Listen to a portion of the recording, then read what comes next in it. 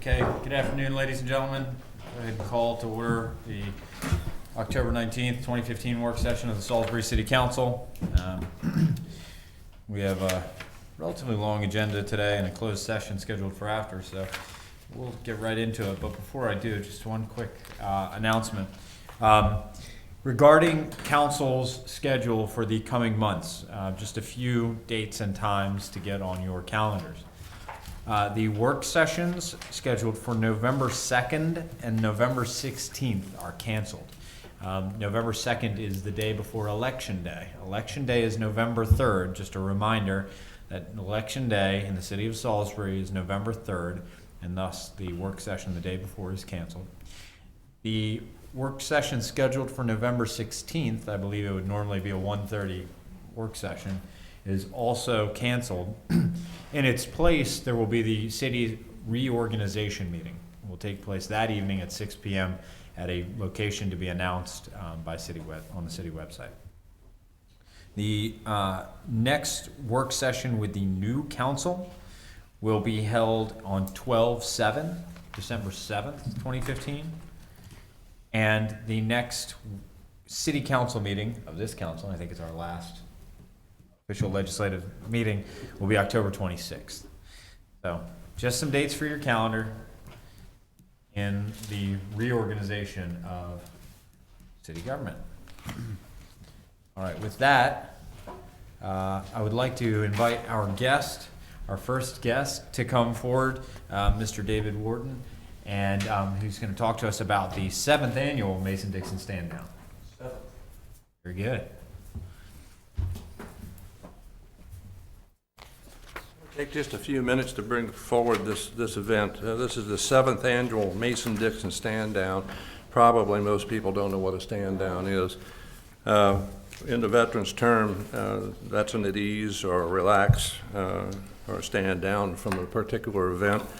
In this case, it's an invitation to all of our veterans, their families, and their children to come to a big event which will be held this Friday, Saturday, and Sunday, the 23rd, 24th, and 25th at the American Legion Post 64 across from the National Armory, Route 50. Start times with that event are from 9 to 5 Friday and Saturday and 9 to 3 on Sunday. What you'll find at that event is just about everything. Previous years, the 1st through the 6th annual one, the stand down was sponsored by the VA and Department of Labor. This year it is not. It's being sponsored by a very large group of nonprofit veterans organizations here on the Eastern Shore who've come together, put their hands deep in their pockets and put up the money to throw the stand down. At that stand down, you're going to find all kinds of free stuff. You will find the VA representatives there, employment opportunities, emergency shelter, professionals, long-term housing professionals, all kinds of benefit services, food, entertainment, clothing, haircuts, showers, shaves, clothes, and medical care. It's a very large event that we pull together. We should have a very large number of service organizations there to help veterans, their families, and their children. Also at that event, we make sure everybody's fed. Last year we fed 600 meals free of charge at that event, and everything there is free of charge. You're going to find 2 very large outdoor tents there which will house clothing and all kinds of small appliances that are there for the giving. Along those lines, if anybody has anything along those lines in small appliances they'd like to donate, we'll be there that Thursday morning, the 22nd, to set up and to start moving everything into the tents outside the American Legion that day. So we hope to see everybody there. I think it's a fabulous event. It's been a fabulous one in the past years, and this one can only get bigger. Appreciate it. David, if anyone has any questions as to how they can support you, wants to contact you, reach out to you, do you mind giving a... No, I don't mind. They can contact me at my place of business, and that phone number is 410-742-1571. And we'd be glad to. As a matter of fact, donations can be brought to me if they want to do that in advance of that Thursday. Excellent. All right? I'm sorry? What's the date again? What's the date. The date? The date, 23rd, 24th, and 25th. That Sunday is set aside now, and this is something that we've just started. That Sunday is set aside strictly for our female veterans. There will be a luncheon there for the ladies, and they can get their counseling and privacy, and we'll have female advisors there for them. All right? Well, I want to thank you for, I'm sorry. Tim, you just- got some? Just a couple little things. For those probably 3 people in the audience that don't know, your place of business is? All right, my place of business is Cakes by David. That's the phone number you got. Or if you do have the other number and for the DAV transportation, that rings at my office also. Excellent. Dave, I'll be there and I'll do whatever you need me to do. I'll be there and I'll do whatever you need me to do. I appreciate that. Tim's a great support. Thank you for everything you do for our veterans. Yeah, thank you. Thank you, Dave. Okay. All right, the next item on our agenda is the discussion of the curfew. Chief Duncan, I'll go ahead and invite you in. I'm also going to just take a quick second to call Ms. Mitchell. Hopefully it'll only be a quick second. Good afternoon, Chief. Welcome aboard. Did you get the river water out of your ears yet? Not yet, sir. But you were receiving an award today? Not me personally, no. River's Edges. Rivers Edge. Mhm. I'm glad you could be here with us. Well, thank you. I have to leave at 13 till the hour. First, second, 1:30.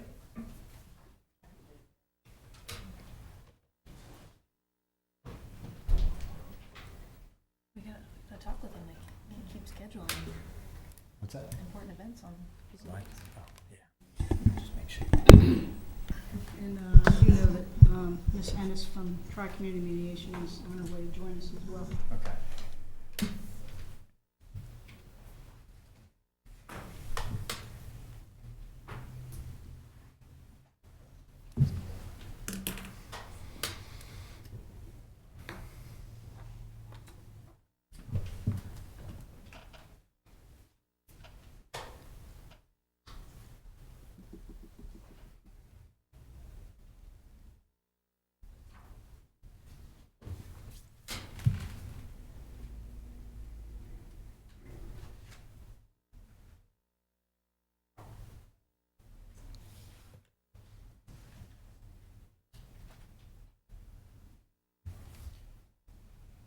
Four buttons you have to hit to get an outside. Four buttons. And then how many numbers you have to actually dial? And then the actual, yeah. Laura?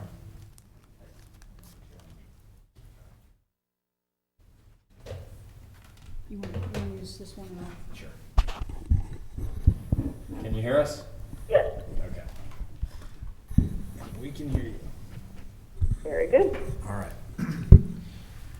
So, Chief, if we could, why don't we start just by giving a quick overview of how we got to where we are, just the logistics of meetings held, and then maybe we can get into what we heard out in the community. Absolutely. So again, good afternoon, everyone. And we, at the council's direction, the police department set up 4 meetings to discuss the idea, the proposal of a curfew here in the city of Salisbury. The first meeting took place at St. Francis de Sales, and that was back on August 19th. I apologize, the Tri-Community Mediation was not part of that initial meeting presentation, so we don't have any overview, but we do have an overview from the other 3 locations. August 20th at St. Paul's AME Zion Church. The next one was at the Chipman Cultural Center on August 26th, and the last one was on September 21st at the Cathedral of, and I did email you those in the event that you had not received them. As I had stated before, we officially opened this discussion. Ms. Ennis of Tri-Community Mediation will be here to present her overview and thoughts of the process as well. So that is a beginning for our discussion today. So, first of all, thank you for being willing to and going out and generating community input into this. I found that to be helpful. I mean, I think all of council kind of wanted to know where people stood on this. You know, the early conversations we had indicated that there was public request for this, so it was important to hear, you know, what the public wanted. And I think this satisfied that, in my opinion. Yes, I would agree with you on that. Now, as far as characterizing the feedback we heard, and this can be an open discussion. I mean, you know, I know what I heard at the 2 sessions I attended. I don't know what you felt like you heard, and what you felt like you heard, council members. But you know, I heard a mixed set of feedback. Some people were very fearful of the idea of a curfew. Some people felt very strongly that without it, we were going to see chaos. Some people felt like it was incumbent upon us to deliver the curfew wrapped in other programming. Maybe a curfew plus model, I think it's been called. You know, I heard a mixed message, and I would say that if anything, that curfew plus is kind of in the middle of what I heard. You know, okay, if you're going to do this, also recognize that we need to give kids some opportunities, some positive opportunities. Correct. That's kind of what I heard, to put a really kind of top level characterization of it. And I would agree with that. I heard that there was a need for it to be in place, to be instituted. There was also a need to be mindful, not to impinge on fundamental and constitutional rights of individuals who would come under this curfew legislation. And then I also heard that if it is the desire to move forward and institute a curfew, then to have some other possibilities or ways to mitigate these contacts in place for those that are found in violation. Okay. What does that look like? Well, most of the community went towards or embraced the concept of having a community center. And I think Mr. Thompson, Mark Thompson, had a very nice presentation where it was kind of a one centralized location in which you could get all services available in one location. Other than calling for a community center, which could also engage our juveniles in more positive ways, in order to kind of prevent them and be more proactive in contact with our juveniles to steer them out of this path. Community center was kind of a twofold. Once we came in contact with them in violation of the curfew, what to do with them, have them brought to a community center which would be open during the hours, during the off hours and non-traditional hours, so that these individuals and their parents or guardians could avail themselves to services. And then the other component of the community service center, the community center, would be to stand up front different activities which would help prevent juveniles from becoming subject to this curfew law. May I for a moment? Yeah. I have to leave in a few minutes, just for about half an hour, but I think this follows with what I've been thinking is all along. This is a tool. It's not meant as really a punitive tool, but one to get the kids off the street that don't belong there at odd times of the night, and two, to identify needs. And those needs can be identified, just with the child or more broadly with the family, even with the community. And, talking about community services, they can be hooked up to not necessarily public services, but church and other nonprofits as well. I'd like to see this expanded not just to that community center, but perhaps to satellite community centers all around the areas, particularly those in areas where there's a troubled population of children there.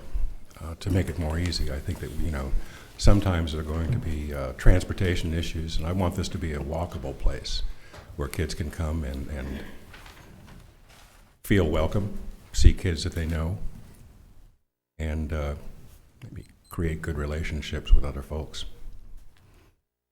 And those be places that also offer those services that you spoke of a few moments ago. Yeah.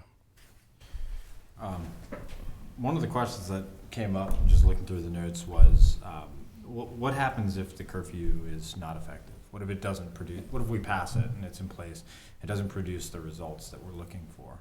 I mean, the implication from where I sit is does that mean, or does that tell us that maybe we look at it as a pilot, or that it has, a renewal authority associated with the ordinance, or that it's temporary and we have some metrics associated with it in terms of what we hope that it produces?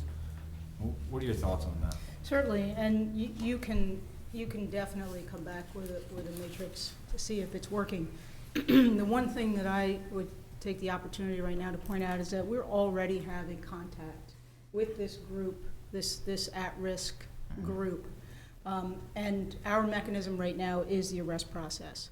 So we can have multiple contacts with these juveniles in the street that don't rise to the level of arrest, and then finally, here we are at the arrest stage where the criminal record either starts or perpetuates. So the curfew would be a way to steer out of that eventual collision. As far as considering a pilot program, certainly I think that would be acceptable and probably a good consideration to make, but where are these support activities and functions that all of the community seems to be discussing that we obviously need?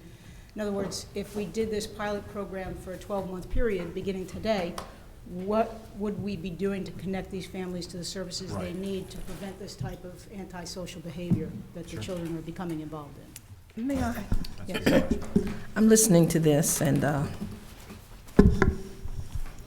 I think that, as I said before, you have apartment complexes that have community centers. You wouldn't have to, you need to talk to the man. We have one, Mitchell Landing. You have one at Village at Mitchell Pond. You have one at Pemberton. They're already built. What kind of programming do they have? They don't have none. That's the point. So what I'm saying, you need to talk to management, because if some of the kids are coming from those areas, you already have the facility there.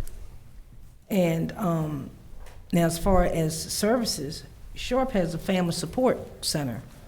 I'm sorry, who? Shore Up Sure. has a family support facility that works with parents in many of these locations. So you might want to contact them, and as far as working with the parents, because it's already there.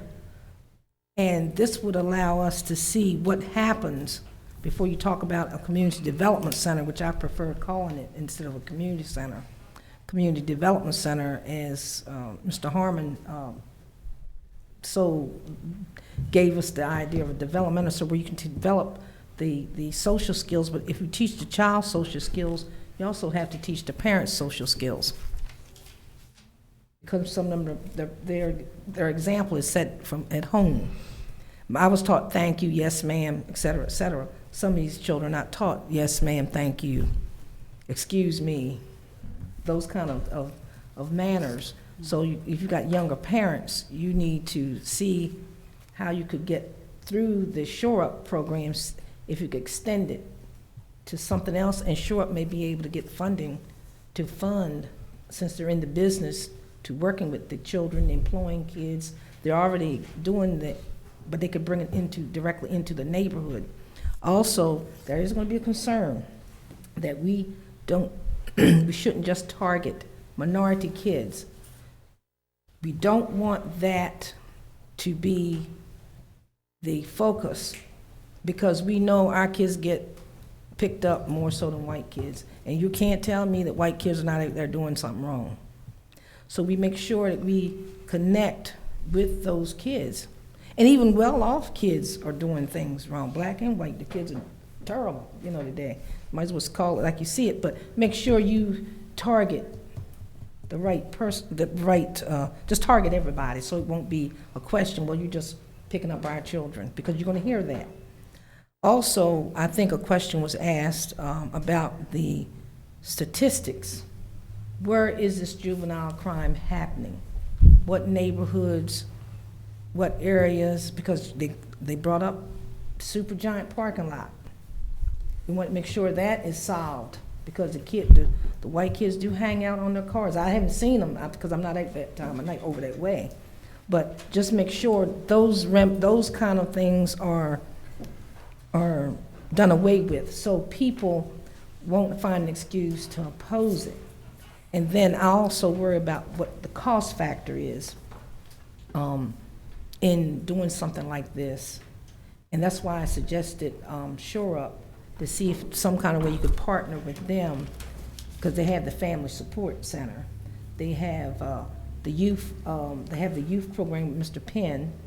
So that's already there and established, and they may even, if they won't partner with, they could give you ideas what they see. But I also want to make sure, the last thing I have to say is make sure that we are not violating anybody's rights, that we can do this. And if we haven't got the blessings from the United States Justice Department, ACLU, I have to question, I have to back away a little bit. I want to make sure that we have documentation from the U.S. Justice Department, because they're already in the Board of Education, and the ACLU, to make sure this can be done here in our city. I know it's a lot of them that do have it, but I want to make sure we can do it, to have proof that we can do it, you know. Yeah, and, yes, and, you know, I think that today, law enforcement across the country is really struggling to figure out ways to provide services and also be vigilant, to be protective of rights at the same time. I think our communities are in need of just that. I wish I could tell you that this was happening in just one neighborhood. And that would be great. You know, we could focus all of our resources that we do have on that one neighborhood, but it's not. It is happening throughout our city. It is happening throughout our neighborhoods. There is a large cost factor associated with establishing the community development center, and it's going to take a whole community effort to do that, with a lot of focused and sustained attention over time. But I think that in the longer run, you're going to have a healthier, more economically viable city, one that perhaps doesn't need to lean on what a curfew offers a city. I think that the things that you bring up are important. I don't know what Shore Up's funding capabilities are. I don't know what their personnel resources are. But I'm saying you could get, what I'm saying is not necessarily have Shore Up to do it. I understand Yeah, that to get their the information. outreach services Yeah. are something that we could definitely model off of. They have the especially services there already. If it's a successful program, if they're making headway, then we certainly wouldn't want to waste time reinventing the wheel. Yeah.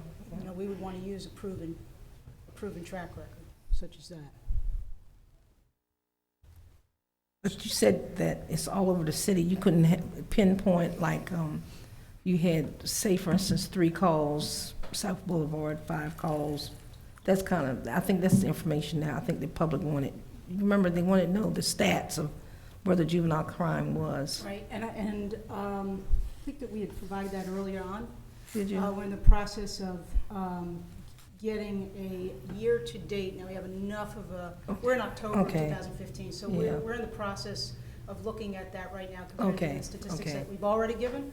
And we're going to replicate that process and provide an updated version of those. Okay, that's fine. Right. So, some of the other questions that came up, just looking through the notes that we were given, there was, and some of this I'm just going to bring up just so you can respond to it or help us understand.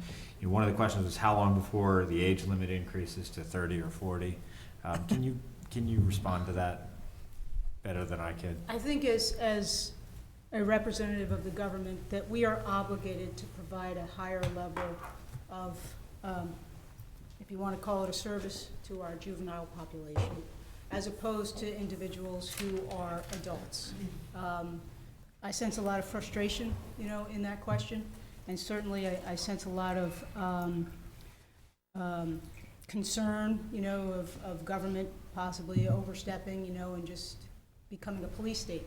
And certainly that is not what the curfew is about. A curfew is recognizing the government's inherent interest in providing a specific level of protection for its community members, and in particular, its juveniles, who are even more susceptible to the ills and evils that are out there today. Can we, and I appreciate it, I think that's great. Another question that came up, and I think it would be useful for us to address is, what are the consequences of a violation of the curfew on the offender or the child, and what are the consequences for a parent?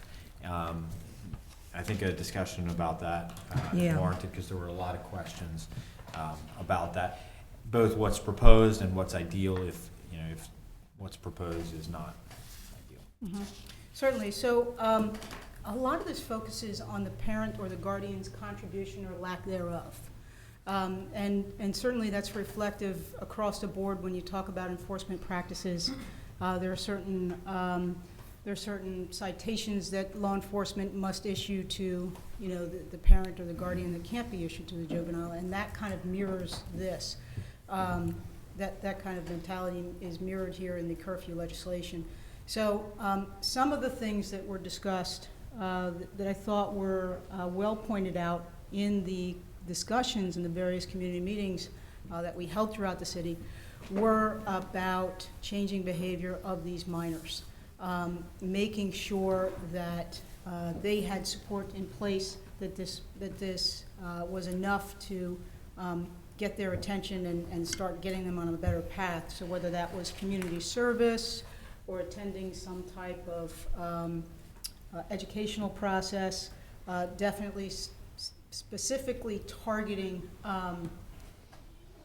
moving the youth beyond this antisocial behavior and more towards the adult thinking process and community engagement. For the parent, and this is where a lot of issues, a lot of discussion centered around, for the parent, they would be the ones that were subjected to the strictures of a municipal infraction. The requirement to attend family counseling sessions, for repeat offenders, the requirement for some type of a financial burden, some type of a fine included, especially if you're talking about 2 or 3 times where we're constantly picking up their children, in addition to community service. So that, essentially was the discussion. Okay. Defining what community service means as it relates to the curfew, and defining the specific amount of fines that could be leveled against a family that was found in continual violation. That was a big topic of discussion as well as we went further down into what the ramifications would be, because it's very common for us to find a single parent household or an individual who's now raising, a second generation by themselves and maybe doesn't have the income to support that level of fine, or maybe not have the physical ability or the time to commit themselves to community service. So those issues, we have to be very careful to make sure that it's applicable here and accomplishable here in our community. Okay. I'm sitting here thinking that the parents, and you talk about, they have things for children to do here. I only had 2 things to do: go to school and church, and a movie every now and then. But it's the cost factor. And the thought I had was, if the businesses here in the community could, through the community foundation or something, have scholarship programs for the kids to go to summer programs or a summer camp or something to do in those seasons, like Little League and basketball or leagues and Salvation Army, because if you have 2 or 3 kids, I think the membership now at Salvation Army is $50. So that's almost like electric bill, $150. So I think that's one of the concerns. But I think, above all, whatever we decide, it has to be a holistic approach. The mother, the father, grandmother, whoever is raising kids, and the kids.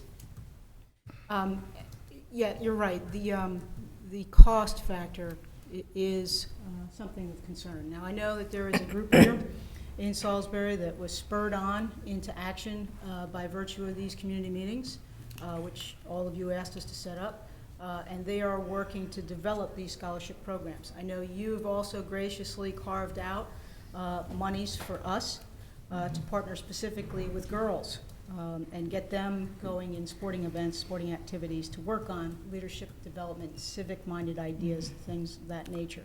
So money is definitely of a concern. And I'm going to yield to my colleague from Tri-Community Mediation, because there were other ideas which came up that came out of just what you're saying. So I'd love to. Hi, good afternoon. How are you? Afternoon. I'm doing okay, how are you? Good.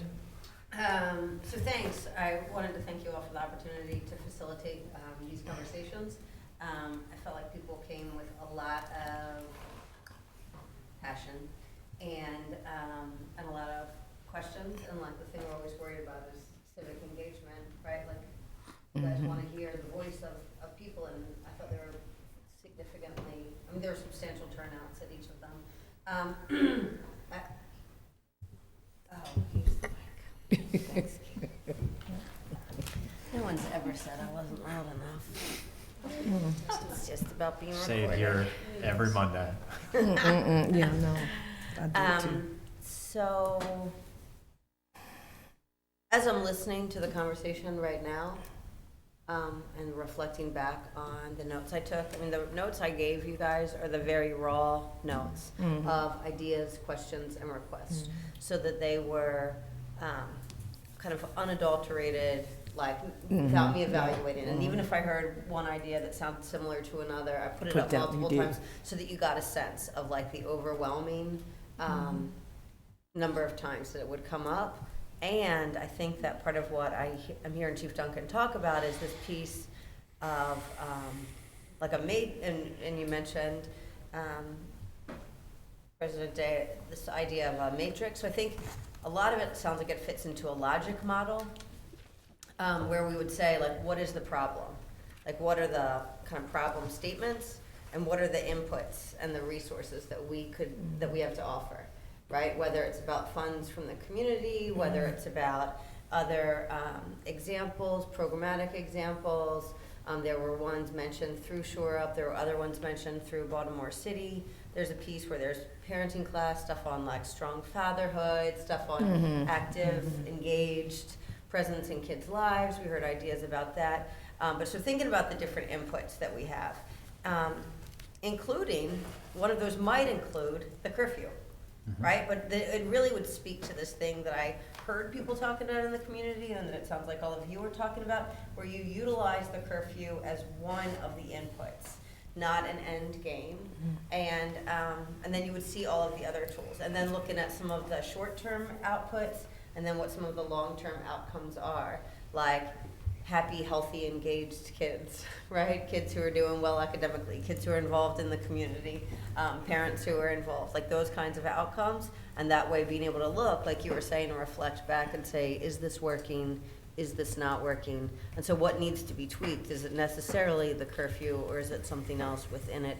Is it the alignment of services? I think overwhelmingly, far and away, what I heard was that people do believe that kids, at the hour that the curfews are, would be put in place, whether there's a curfew in place or not, that kids that age should be home at that point.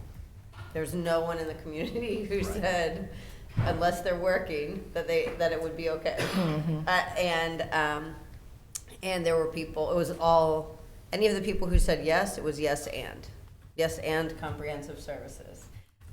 There were people who had concerns about civil liberties, about areas of focus, about the types of training that would be utilized. So I think that those pieces folks wanted to have as a component. I also heard this piece about whatever center, call center, community center, that would be the receiving ground, that an assessment would actually be done. That means that you would highlight and recognize some of the needs at that point, and the assessment would then be for a variety of community services. So you would learn things like Chief Duncan was mentioning, if it's a single family household, if someone had the ability to pay, if someone had a fine attached, if it was then going to potentially result in their inability to pay a utility bill. Like those kinds of things, like what, or if they had physical limitations, what would community service look like that could accommodate those physical limitations, as well as could kids get set up with mentoring, tutoring, job skills, life skills. So that assessment piece sounded critical, as well as an active and engaged community who would be a part of those pieces. I mean, I would be willing at any point moving forward to help be a part of pulling some of the pieces out of this, as well as additional pieces to have that logic model, because one of the other concerns I had was, how is information about this going to be shared if it passes, and what impact will it have on the community? And I did hear people talking about, one woman, several people said similar things, but one woman said to me at one of the churches, she said, these people who are in this room, this isn't going to be the problem, because these people all want something to happen and want change. The citizens who did not show up later will be screaming and hollering and saying that people were targeted, and they were given an opportunity to show up and to voice it. And I'm not here to assess a decision, judgment, anything about why people do or don't show up for different meetings, about the accessibility. I'll tell you why. And I'm sure you have much insight for us, Councilwoman Shields. And I will say that one of the ideas moving forward is about the level of transparency, and perhaps demonstrating in a flow chart that has this logic model where it's coming from, what it's about moving forward, might be one of the tools. Yeah, I think it is all kind of a logical process. I mean, I think if you start off, I look at it, the more we talk about it and the more that I think about this, I look at this as kind of three tiers of trying to address the problem. And the first begins with what happens in the home and what happens in the school system, so the parenting and education. Then the next layer is all of the other kind of community support that we offer for the development of young people in our community. So call it mentorship or social services, community policing, athletic and recreation programs, workforce development, other youth programs like churches, social services, community and neighborhood pride. And then I look at this as a backstop. The curfew is if all of those filters are ineffective for certain people, for certain young people, then that's where the curfew is a useful tool. And once you've got the end product there, the question is not what do you do with them. It doesn't start over. It's not tabula rasa. It's how do you reinsert them, in front of those first filters: parenting, education, community services, recreation, etc. And I think as I'm listening to you, like part of what you're talking about are the variety of strategies and environments where those strategies are put into place or implemented, then kind of what next steps look like.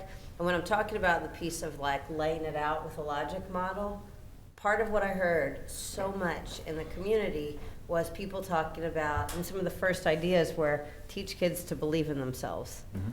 Right? Like really wanting to think about like the whole person, like who that person was and all of their dignity, whether they were kind of honoring their own dignity or not, and what it could look like to help them to get to that spot. Recognizing parents, family members, schools, community need to be involved along the way. And so if we lay it out in terms of problem, inputs, outputs, and then kind of long-term outcomes, like to be able to demonstrate to people that the long-term outcomes are about healthy kids, kids who are engaged in community service, kids who are graduating from high school, kids who are going to college, that kind of thing. But again, I think that goes to reaching that group that simply wouldn't engage. That And- have them understand that this is a large process, that you have a uniform representative of government as the most visible and the kind of the linchpin, where all of these inputs are coming into play. But it's really not about law enforcement. It's about being able to reach that group and make sure that they're part of this process. I'm glad you brought up education. We had an after-school program through Wycomico Partnership. And one of the things that, Lord, I forgot the man's name, the previous superintendent, what was his name? The current? Or Not the previous one, Bill Middleton? Mr. Middleton. The kids from the Blue Street townhouses was going to Pinehurst. And when they found out that the kids were coming from Blue Street townhouses, the teachers and the principal and everything, they were afraid. They were afraid. They didn't know what to expect from those children, didn't know how to deal with it. But what happened, I guess after the kids came, the teachers got on a bus and they went to that community and visit those homes, like the students' homes and everything. I think the perception of how children are is one of the difficult things kids have to fight, is where they come from. And when you start stereotyping children, people they see, and even some of us, even some of the black community, stereotypes children from where they live, that's a strike against a child in the beginning. To me, that's a social injustice to those children. They didn't ask to be born, didn't ask who the mother or father was, but they get stereotyped. You have the brightest kids in the Blue Street townhouses, because I had 28 of them. I made a list of while you were speaking, Michelle, of organizations I think if we would sit down and bring some of them together, because they come across these folks. You have Catholic Charities, the Joseph House, you have Salisbury Urban Ministries, Wycomico Partnership has all the stats and assessments and stuff because they did that for the program. The Salvation Armies, I mentioned Shore Up, the Board of Education, Parks and Rec, because they do the recreation, the Christian Shelter, and Halo. And they could almost tell you some of the stuff that they see. And if you just have like a meeting with them, just those folks, and see how they feel of the needs of the families that they deal with. Before if they need to see more stronger parenting or involvement. Why do the people don't get involved? It's because they're poor. Some of them are poor. Some of them have their own vices. Some of them have to pay their electric bill. Some of them working 2 jobs. We heard that the other night. Parents working 2 jobs, some working 3. But I would be interested to bring those folks together to see just what they see.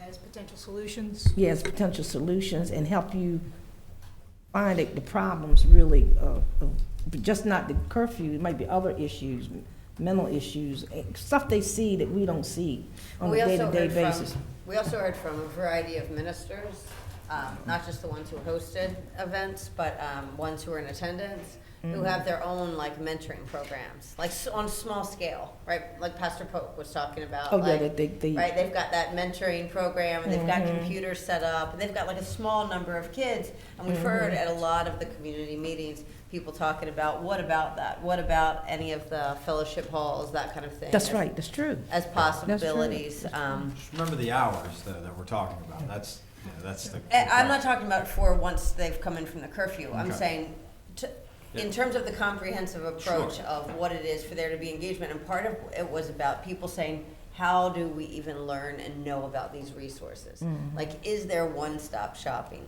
So, kind of as information is shared about, here's one of the things that we're doing, if a curfew is a possibility, being able to say to the community, if you have resources, if you have spots to be able to enrich kids' lives, to be there, please let us know so that we can include you in that kind of booklet and that giving you time slots to help at the center.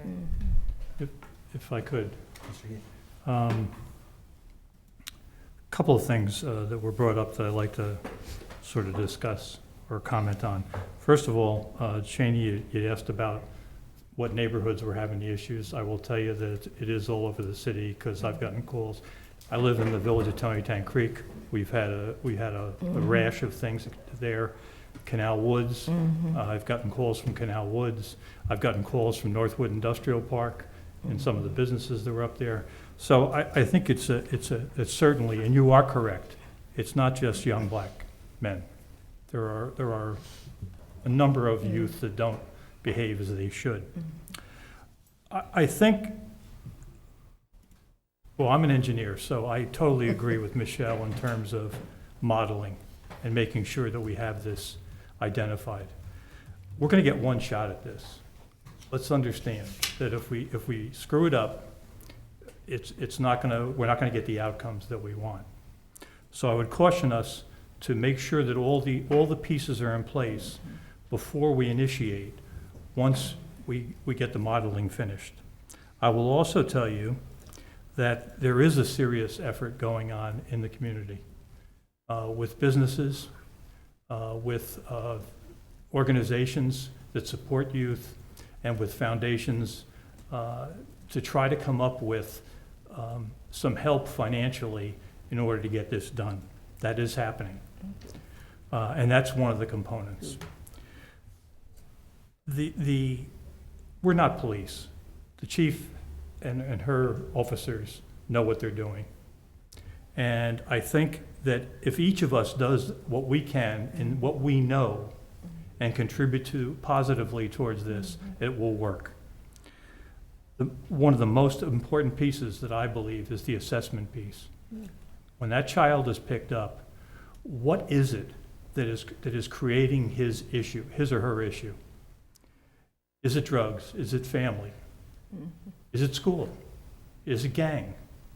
And then find the appropriate organization or structure for that youth. So I think the clearinghouse is going to be, if I could use that term, a clearinghouse is probably one of the most important pieces.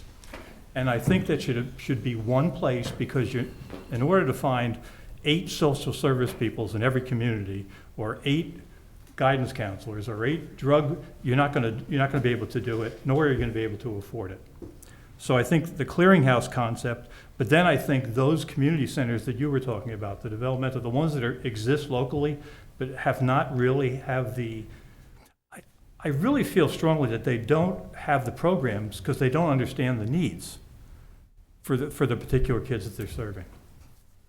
So I think that having them in their community is a key, because transportation is certainly an issue. I will also tell you that there is serious discussion going on about transportation and how to get these individuals to facilities that are not near their homes. That's up for discussion.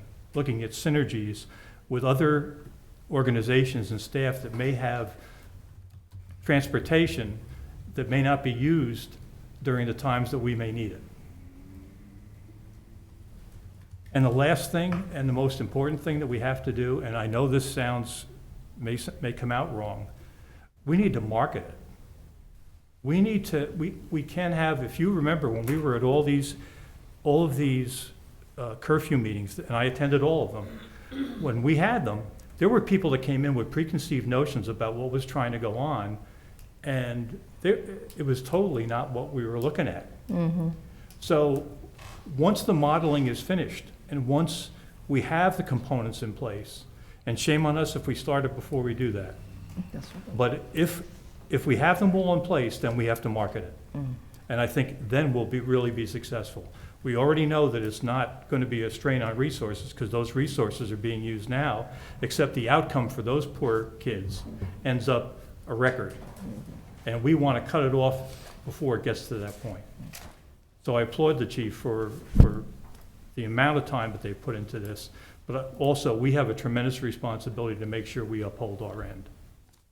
Thank you. If I might just build on one of the last comments, sir, that you made was, that they're leaving our place of business with a record basically tucked into their jacket pocket.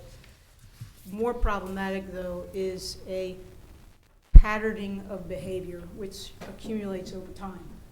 So we know there's tons of research out there that exists right now that individuals who start at the ages that we're seeing them, unattended to, out on the streets, at hours when most of us are already in bed, those behaviors are very, very difficult to undo.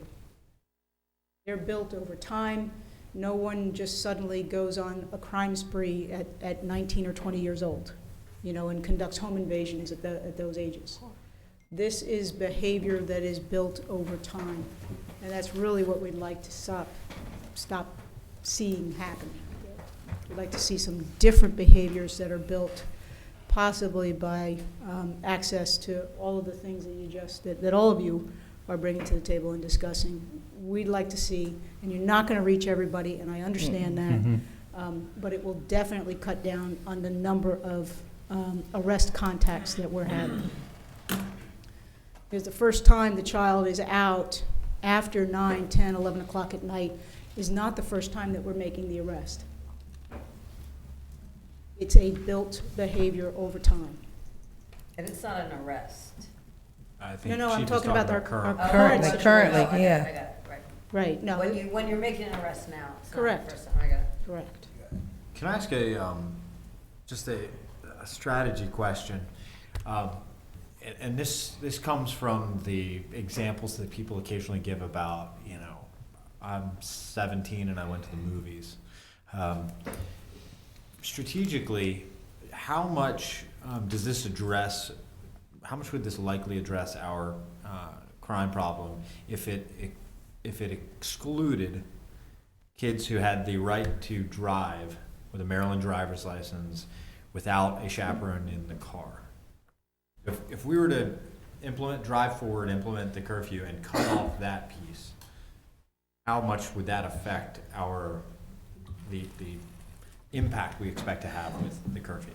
I think if you were to implement that portion of it today, you'd find, assuming that all these other things were in place for us, right away, you'd find that our kids that don't drive would automatically be, whether they're in-home, somewhere, they're off the streets. But eventually what you would create is an avenue for individuals who have managed to skirt this system to go out and do what they want to do anyway.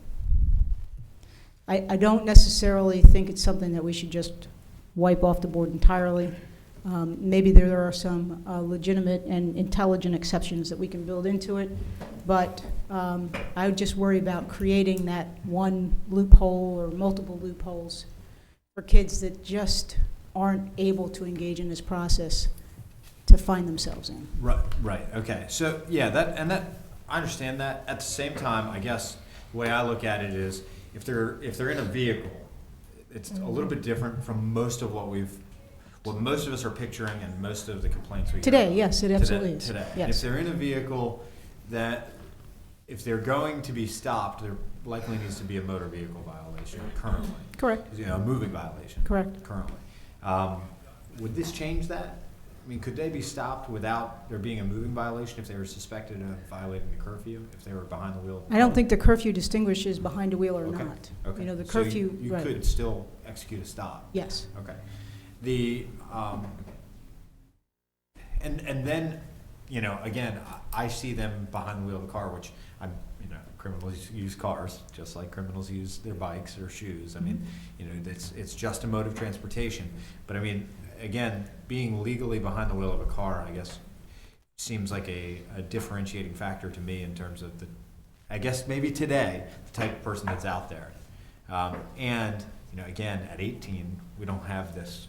We would no longer have this tool. Correct. So at 17, if that's the first time that they can be in their vehicle without a chaperone, a year later we're not even gonna have this tool at all. Correct, correct. So hopefully we're catching them, Right. Earlier and able to make a course correction earlier in the game anyway.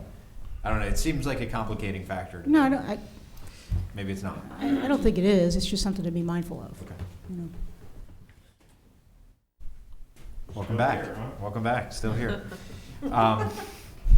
So that's one thing. Another thing I wanted to just bring up is the timeline piece.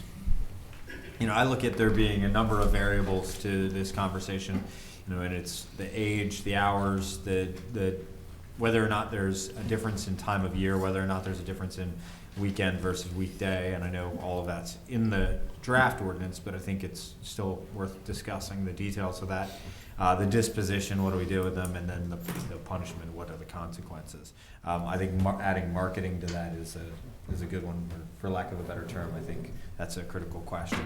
But then when and for how long are also questions that I think we need to answer. Because the timeline on implementing all of the plus elements, I mean, that's at the very least 6-month effort if we're talking just programming, that we're coordinating better or reinforcing, or 30 months if we're talking about building buildings and getting programming integrated into those buildings. I mean, it could be a very long, somewhere between 6 and 30 month timeline. Now the curfew implementation, and I understand Mr. Heath's point, but the curfew implementation, you could implement it pretty quickly, I would think, much less than 6 months. And we could, I don't know about tomorrow, but we could do it pretty quickly.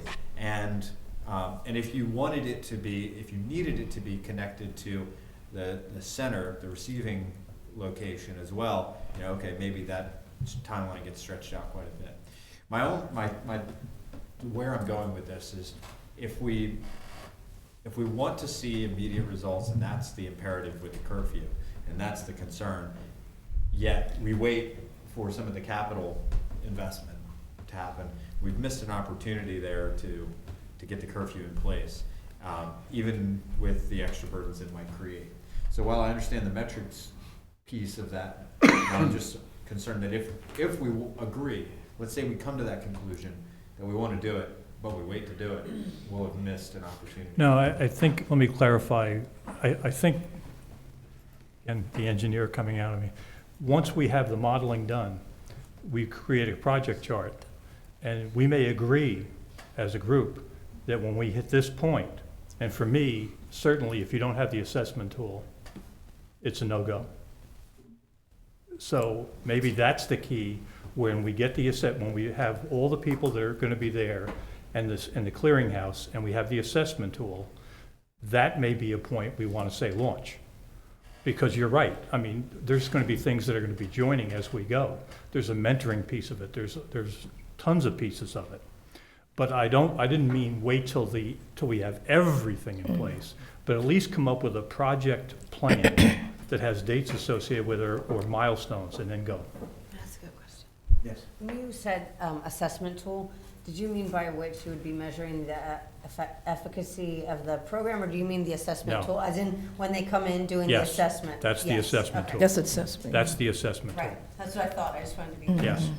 And then for further clarification, in your vision, who is the appropriate person to conduct that assessment? The experts in each of those. I would feel that if through an interview process with someone who's qualified to do the interviewing, and then we identify family, drugs, gang. Chief, who do you think that is? So I'm just thinking maybe representatives from DJS who might have the skill sets to There you conduct go. interviews with There you juveniles. go. Or if there's a particular individual maybe that's already operational over at PRMC That's doing it. who works Right. with juveniles. And there are a lot of individuals in our community that are associated with the school board who know how to speak to children and work them through the process that you're talking about. Mhm. Those skills that are necessary to get the information correctly documented exist. We just have to find them Okay. Yep. and see what their hours of operation are. Some of them might be 24/7. And we also have, locally, Salisbury University has the social work department, including a master's degree, and so that requires field work and time there. So that's definitely a resource that we could think about being utilized. And then we also have people who are trained facilitators who do intake every day, and asking, getting a sense of what's important to people, what's going on, that kind of thing. So before, it sounded like, when we heard from the community, and certainly when Mark Thompson was talking about it, it sounded like a team approach in terms of figuring that out. So it sounds like maybe even in the assessment phase, having there be a team approach, even if there wasn't the overall overarching center as one of the possibilities. I guess I could see there being value in different people being involved, but I think ultimately that's a service you would want to have one explicit entity responsible for that first assessment. Because, and maybe it's contracted, maybe it's DJS, no? No, I think that just developing the assessment sheet, Oh, is Not that what you're talking about? the what is going to be assessed. Now, that would probably But as take a while. far as one individual person or one group entity having a lead on this. Doing the assessment. Yes. I don't mean to overstep my bounds, but like I just did. However. Well, I'm gonna be a devil's advocate, and I you know how I am. I think the board and DJS should not be the lead. They're suspect in the community. They're gonna try to come out, either one's gonna be overworked and one's gonna try to smell like a rose. Okay. And I think, if you want honesty, gotta find somebody else. So it sounds like one of the You need ideas- to find the truth. In other words, I want someone to pick the truth out of the children and know how to deal with the truth. You have to have somebody come and look like them that can pull the truth out. So Shani, part of what I think And I'm I hearing you think say it's is wanting the kids to feel safe safe and and comfortable in so maybe talking. a component of it would be a confidentiality Yeah, piece yeah. and thinking about connecting folks with resources. And I want someone to see an organization that's compassionate and understanding of what children, parents are going through. And whatever the organization is, they have a behavioral organization too. I can't think of, because she came to one of the things where some of the special needs children were having problems with the board. Well, one of the things you mentioned earlier was about the perception, right, Yes. of people feeling like it was targeted. Yeah. And so even wanting to think about when decisions are being made, are the folks doing the assessment? Are the folks who are receiving that information, do they feel approachable and accessible, and do they in fact reflect the diversity of the community that they serve? And thinking about how that happens, how that impacts the flow of community. Yeah, and you had to be, even people, the black community, some of them are afraid, to talk to their own people. So you have to have because of perception. So you have to have someone even comfortable in doing that kind of, working with the people that we're talking about. Also, I had a question, when he talked about the driver's component of it, I was thinking about school activities. So if you see a group of kids coming from a basketball game or been to a movie and they get dropped off at Calvert Street, like a group of kids that went to Ocean City, and they live in the Pemberton area, and they were coming home at 1 o'clock in the morning, but they had been dropped off at the bus stop at Calvert Street and walking up the plaza to get home. So how would you handle that situation? The ordinance is clear that there are some built-in exceptions in which Okay. it doesn't apply. School Okay. activities are one of them, Yeah, work school is one of activity, them. yeah. That doesn't mean that you're not gonna make Yeah. contact with them, but, Yeah. I mean, you're gonna find out, hey, guys, what's going on? Yeah. We were just at such and such a function, Yeah, and yeah, commonly, especially if it's a large school function, we're aware of the functions. Mhm. I think Shani's question, though, speaks to where the rub is, or remains for people, which is that contact would still occur, even if there is a built-in exception, and then a determination would have to be made. And that's I think, where some discomfort lies for some people. And that's probably just related to the national tension that we have. It is related Yes, to it national is, it tension, is. and it is very, very difficult to navigate through those waters. But please understand that we're making those contacts now. And we used to have, I don't know if they still have them in school or not. What were they called at the school? School resource officer. No, I ain't talking about the police. I'm talking about the things that have everybody come together. What was it called? Assemblies? Assemblies. Do they still have those? Well, if they have assemblies, go to the assemblies where you can get all the kids together, and that's the way you can tell the kids what's expected of them, and when you can mark, well, this is what's going to happen, and they'll run home and tell their mama, and then we'll get the calls, but I hope they tell their parents. But anyway, they'll get the notification through the assembly, because you got them as a audience. So, Yeah, that's what I would do. given time, where we are, here's what I'd like to do. Ms. Mitchell has been politely raising her hand.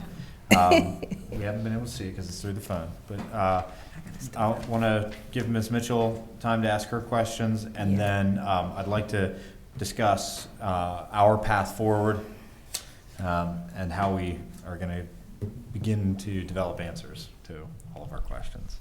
So, Laura? Thank you. I have a little bit of concern that arose when you asked the question about drivers, people who are old enough to drive, being dropped off of this. And the chief's response was that the kids below that age would be off the street once we implement curfew, and above that age, we would just be pushing it off until they got to the 16, 17-year-olds where they could drive, and then they would do what they were going to do anyway. So then I'm left with the question, if we implement this curfew for everyone under the age of 18, are we just pushing it off until they're then 18, and whatever petty or serious things they may do, they're automatically then adults, so they're charged as adults, versus learning some of those lessons at a younger age. I'm not saying that we should allow them to break the law and do things at a younger age, but that logic seems like, it seems to imply that we're maybe just pushing this off as well. I'm also not sure that just implementing the curfew is going to make everyone go inside that's covered under this, because there are already laws for a lot of the things that they're doing to say they're not allowed to do them, but they are. And another issue that came up in some of these questions, I'm just going to kind of throw them all out and then we can discuss them, so I don't keep bringing them back in. But people being required to carry ID. If you're under 16, you generally don't have an ID. So if you're the 15-year-old that's on that cusp of what time you have to be in, how do we know how old they are? How do we identify them? And even if they're 16, are they going to have to go and get an ID? Because that costs money as well, and they have to have transportation to get out there and get the ID. Do they have to carry it with them at all times? And what about students at Salisbury University that are freshmen and are not yet 18? That's all. You want to try to tackle those? Sure.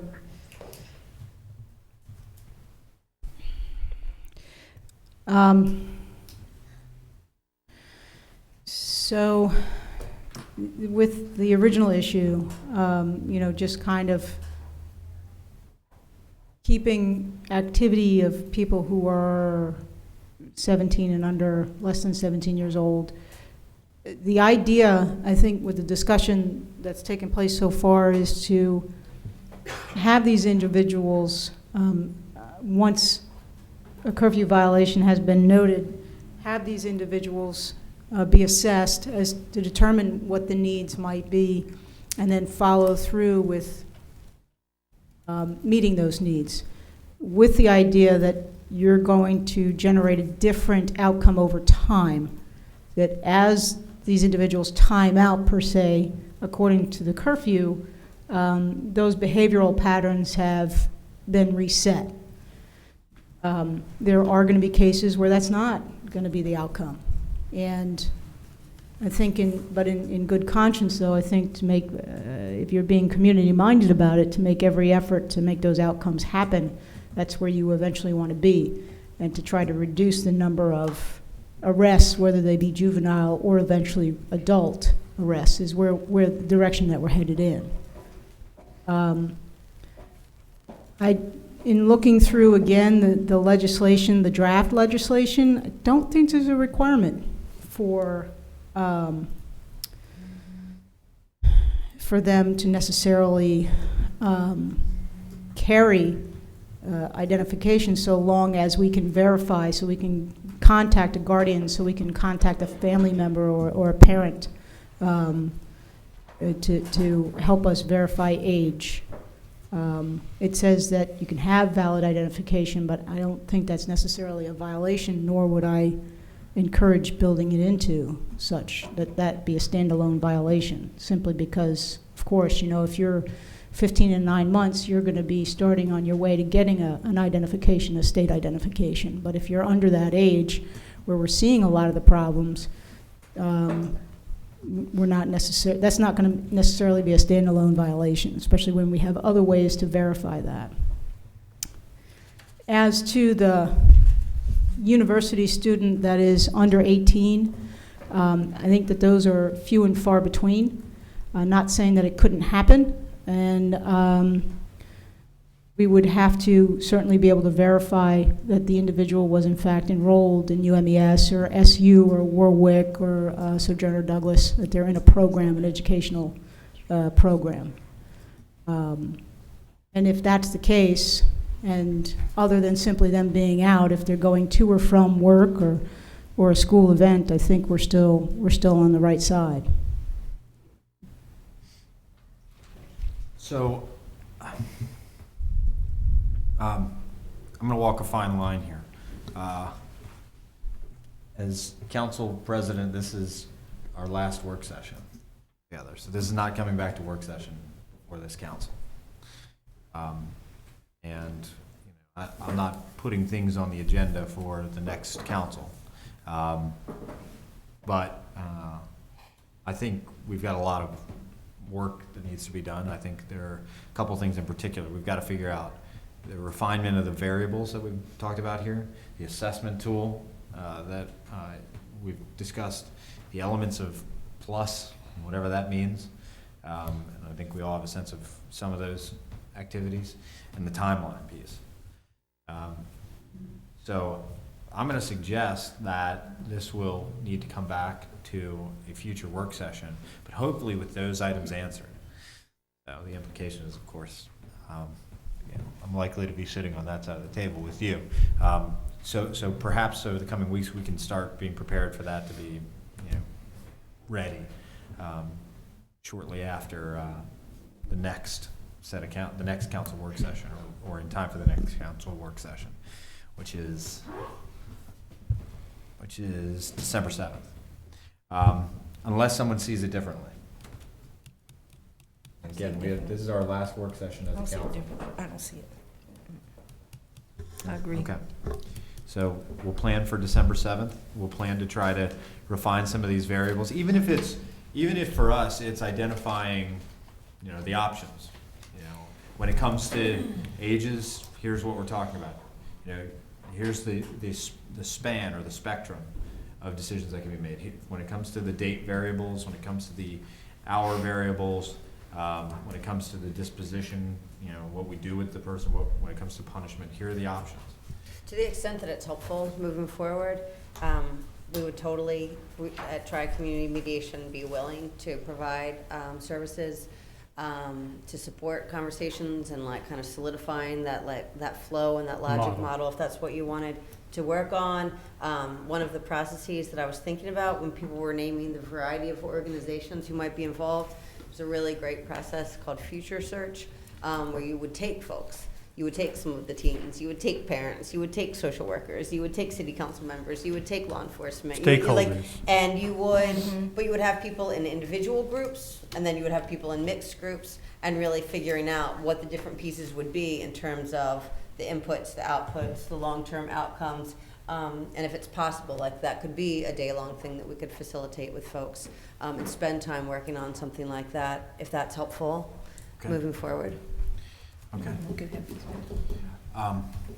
You know, I And I don't mean that to delay No, anything. no. I mean that just to support Yeah. what you're talking about. I mean, I'll be honest, I felt like as we learned more from the public, I'd hoped we were closer to a resolution and closer to the final product that we were happy with at this point.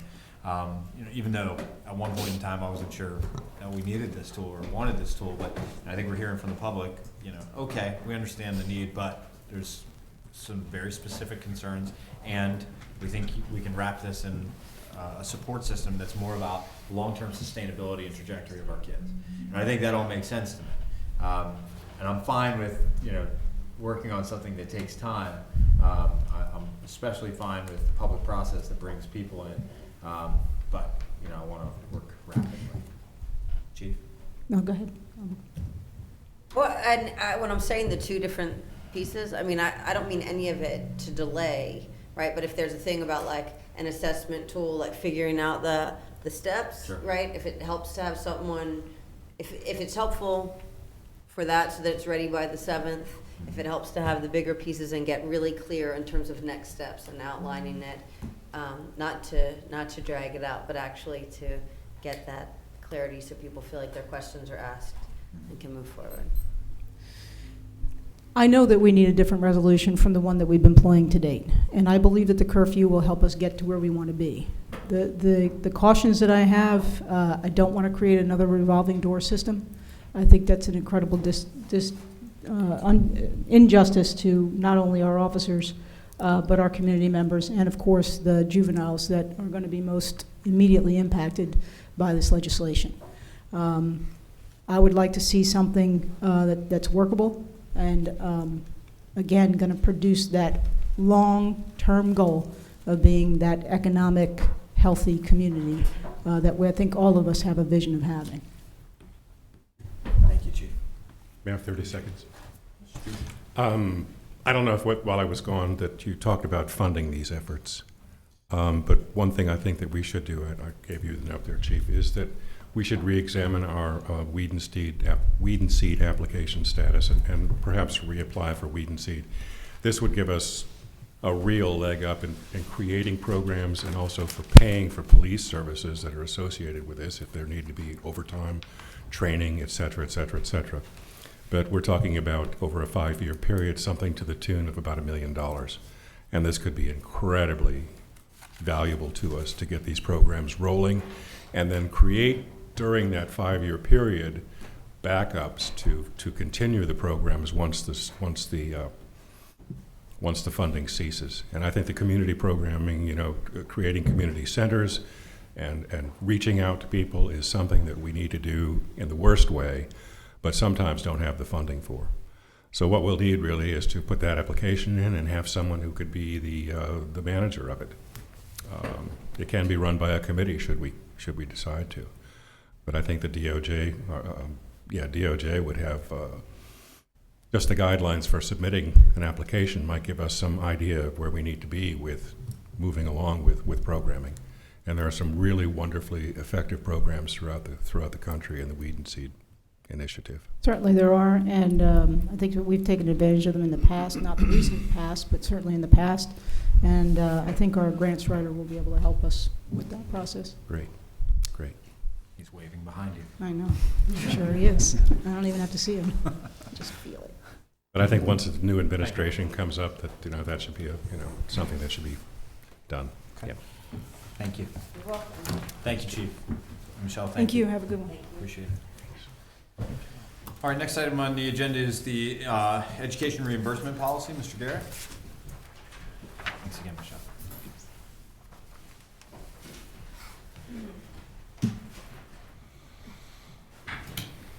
Afternoon. Afternoon, how are you? Good, how are you doing? Thank you. All right, so a few months ago, Mayor Ireton had the idea of implementing some kind of a tuition reimbursement policy for city employees, and I was asked to kind of spearhead that initiative and do the research and put together a proposal that would achieve his goals on this. Essentially, he wanted to reimburse employees 75% of their tuition costs for an accredited university.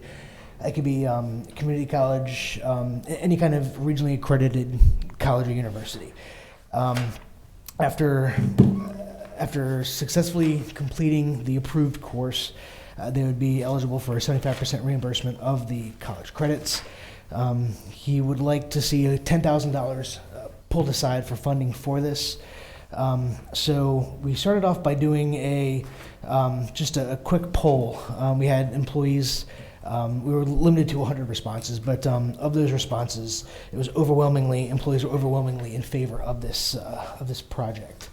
I believe it was 84%. Yeah, 84% of the respondents said they were very likely or definitely would attend university with this program. 77% said they would very likely do it. 79% they would very likely definitely consider on-campus learning, and each of the charts on the pages of the memo kind of break down the responses. After that initial survey, we put together just a 3-day education fair.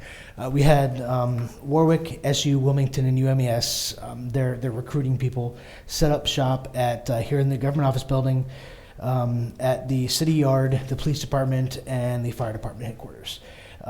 So the breakdown is how many requests for information from each of those facilities. The representatives were at each place for roughly, I'd say, 4 hours. Would be a good guesstimation. They were at some places a little bit longer, but each place was about 3 or 4 hours.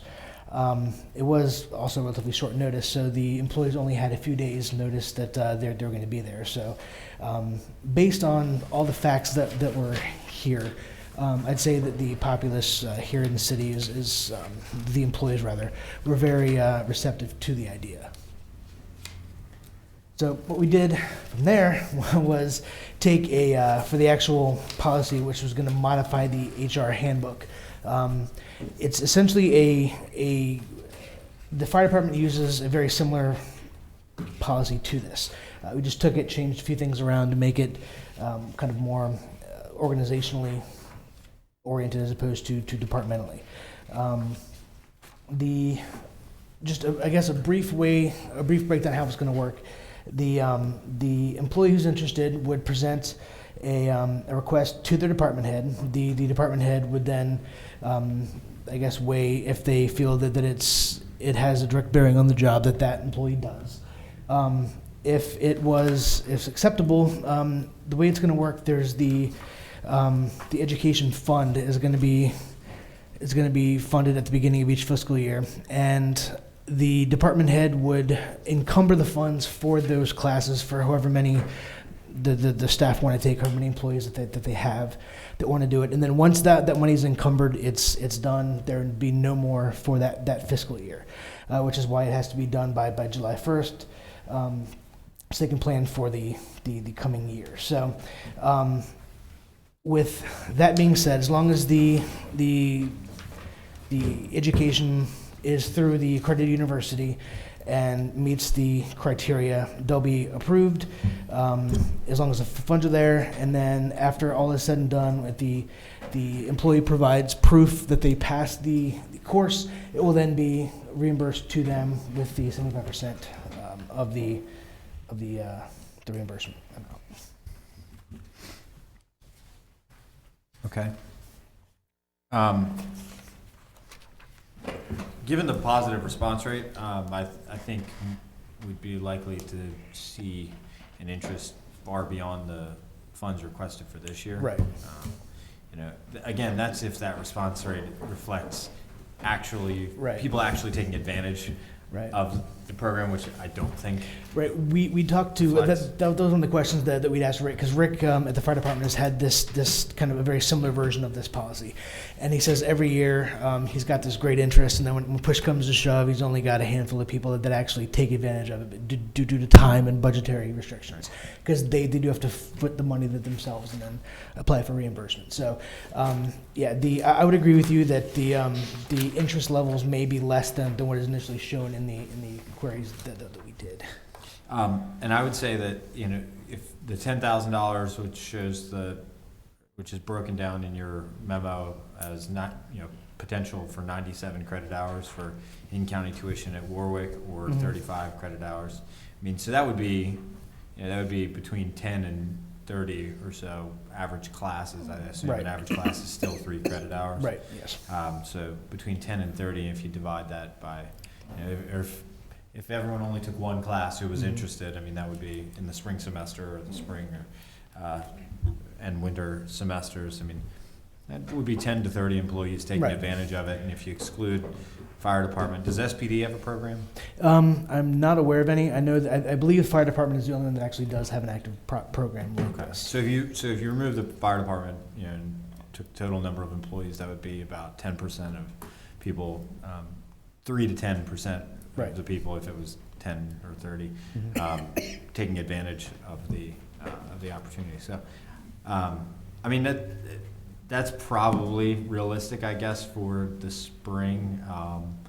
So I could see that being a $20,000 a year program. My only concern with the timing of the budget amendment, and I don't have a problem with the incentive, because I think it's a logical incentive. And I glanced at Mr. Heath, and we're probably thinking similarly here. My only problem with the budget amendment is, if the planning for this has happened for a couple of months, and here we are a couple months into the fiscal year, if it had happened a couple months sooner, it would have been in the budget. Right. We wouldn't have to consider Right. budget. Do a budget amendment. Right. So, I mean, that's my concern there.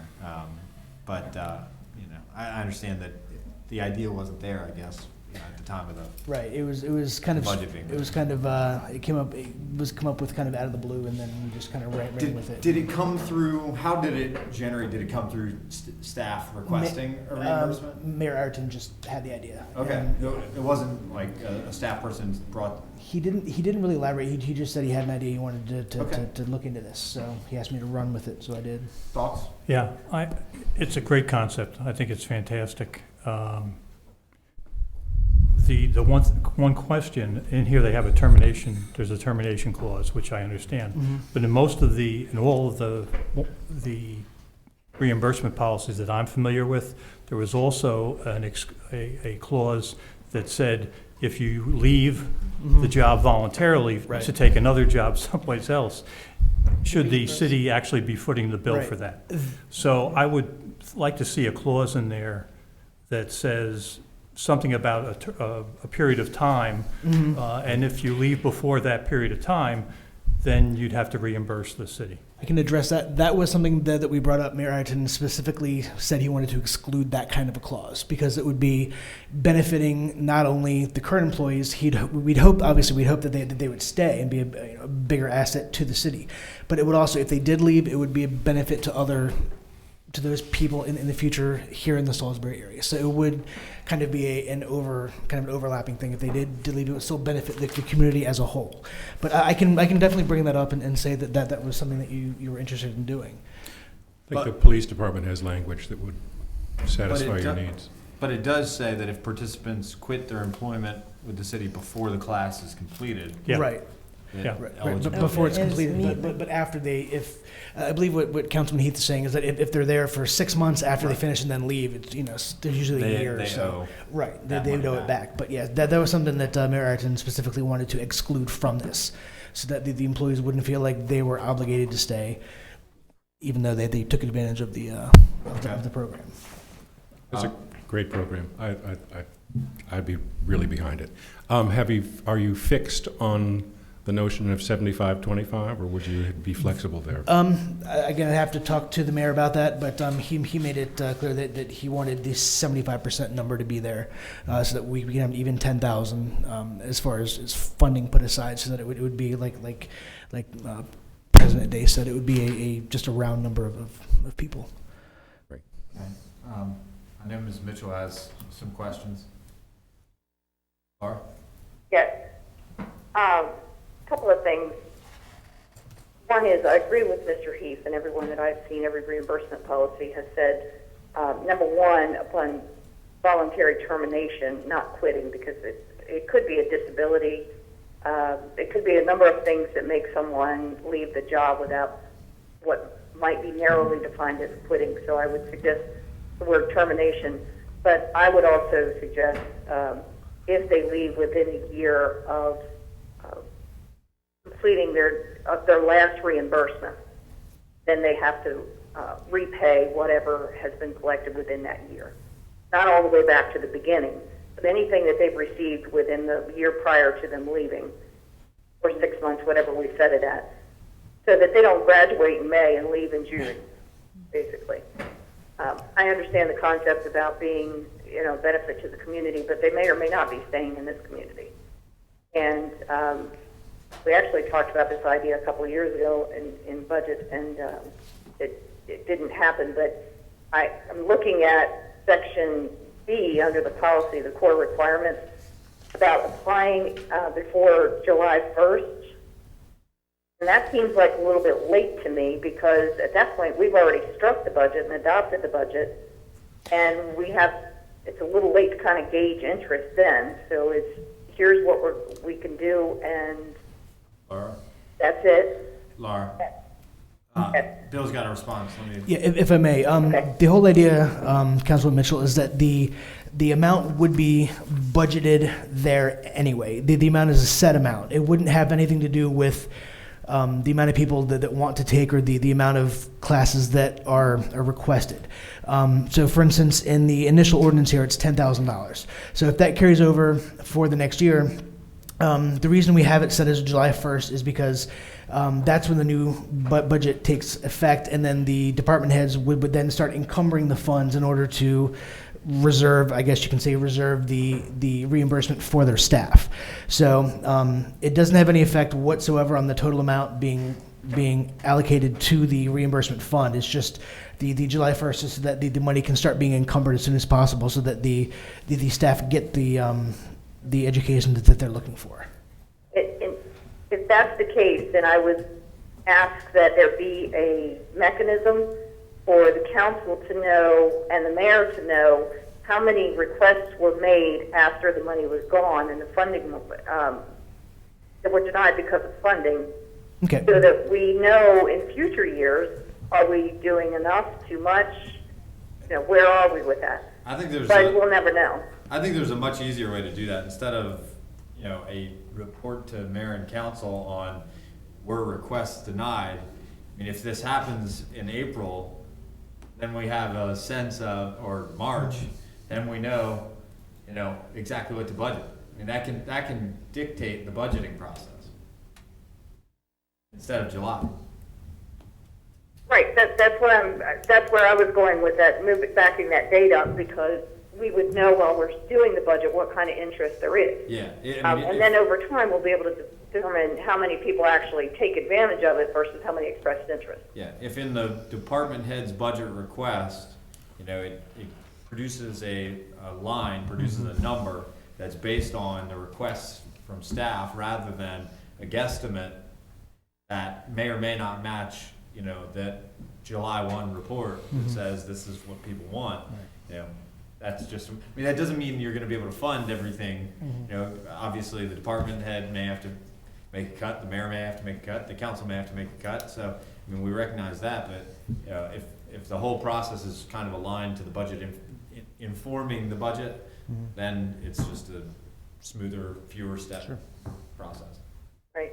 And doing it by department also could avoid a situation where one department head acts more quickly than another in getting things through the process, and then the money's all dried up before one department gets her request in.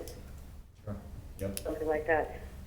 Another question that I have, this specifically pertains to colleges and universities, but I wanted to make sure, one of the questions I think may have already been answered, that the fire and the police and places like wastewater treatment plant, where they're required to have continuing education units, or they're required to get certifications, that we are paying for all of that already. Because I don't want them paying out of pocket for something that they have to improve at their job, that's not offered at a university. That's a good point. Like They dive should training or something like explicitly that. exclude. If Yeah, I we're may. paying for somebody else. Yes, ma'am. The policy specifically says that it has to be part of a degree program. So any of these certifications or continuing education credits don't apply to this policy because they're not part of an actual degree program. It would have to be a part of an associate's or bachelor's or even a master's, so that the employee would qualify for this project. I'm having a hard time understanding or hearing the response, Jake. Could you? Yeah, Laura, he said, he said that the requirement already proposed in this language is that the credits have to be part of a degree granting program, so that would exclude continuing education requirements. So Right, and that's what gives rise to my concern. If we've got someone who is working in, let's use the fire department as an example, and they have to take dive training. They have to do the dive training because we need more people on the dive team. Yet we don't have it in the budget to pay for that. They pay out of pocket. They get no increase in pay for having that extra certification, and they're not eligible to get reimbursed under this education policy it kind of puts them at a disadvantage to do that type of training, which is not part of a degree program, but still pertains to their job. No, we wouldn't budget for X number of people on the dive team without budgeting for the certification for the dive team. Okay, maybe No. that wasn't the best example, but I don't think anyone would do that. I don't think we would do that with any department or any position. The courses, the certifications like the wastewater treatment plant, they do pay for the employees to get certified. They pay for the training. That's all part of their budgeted amount every year for their education budget.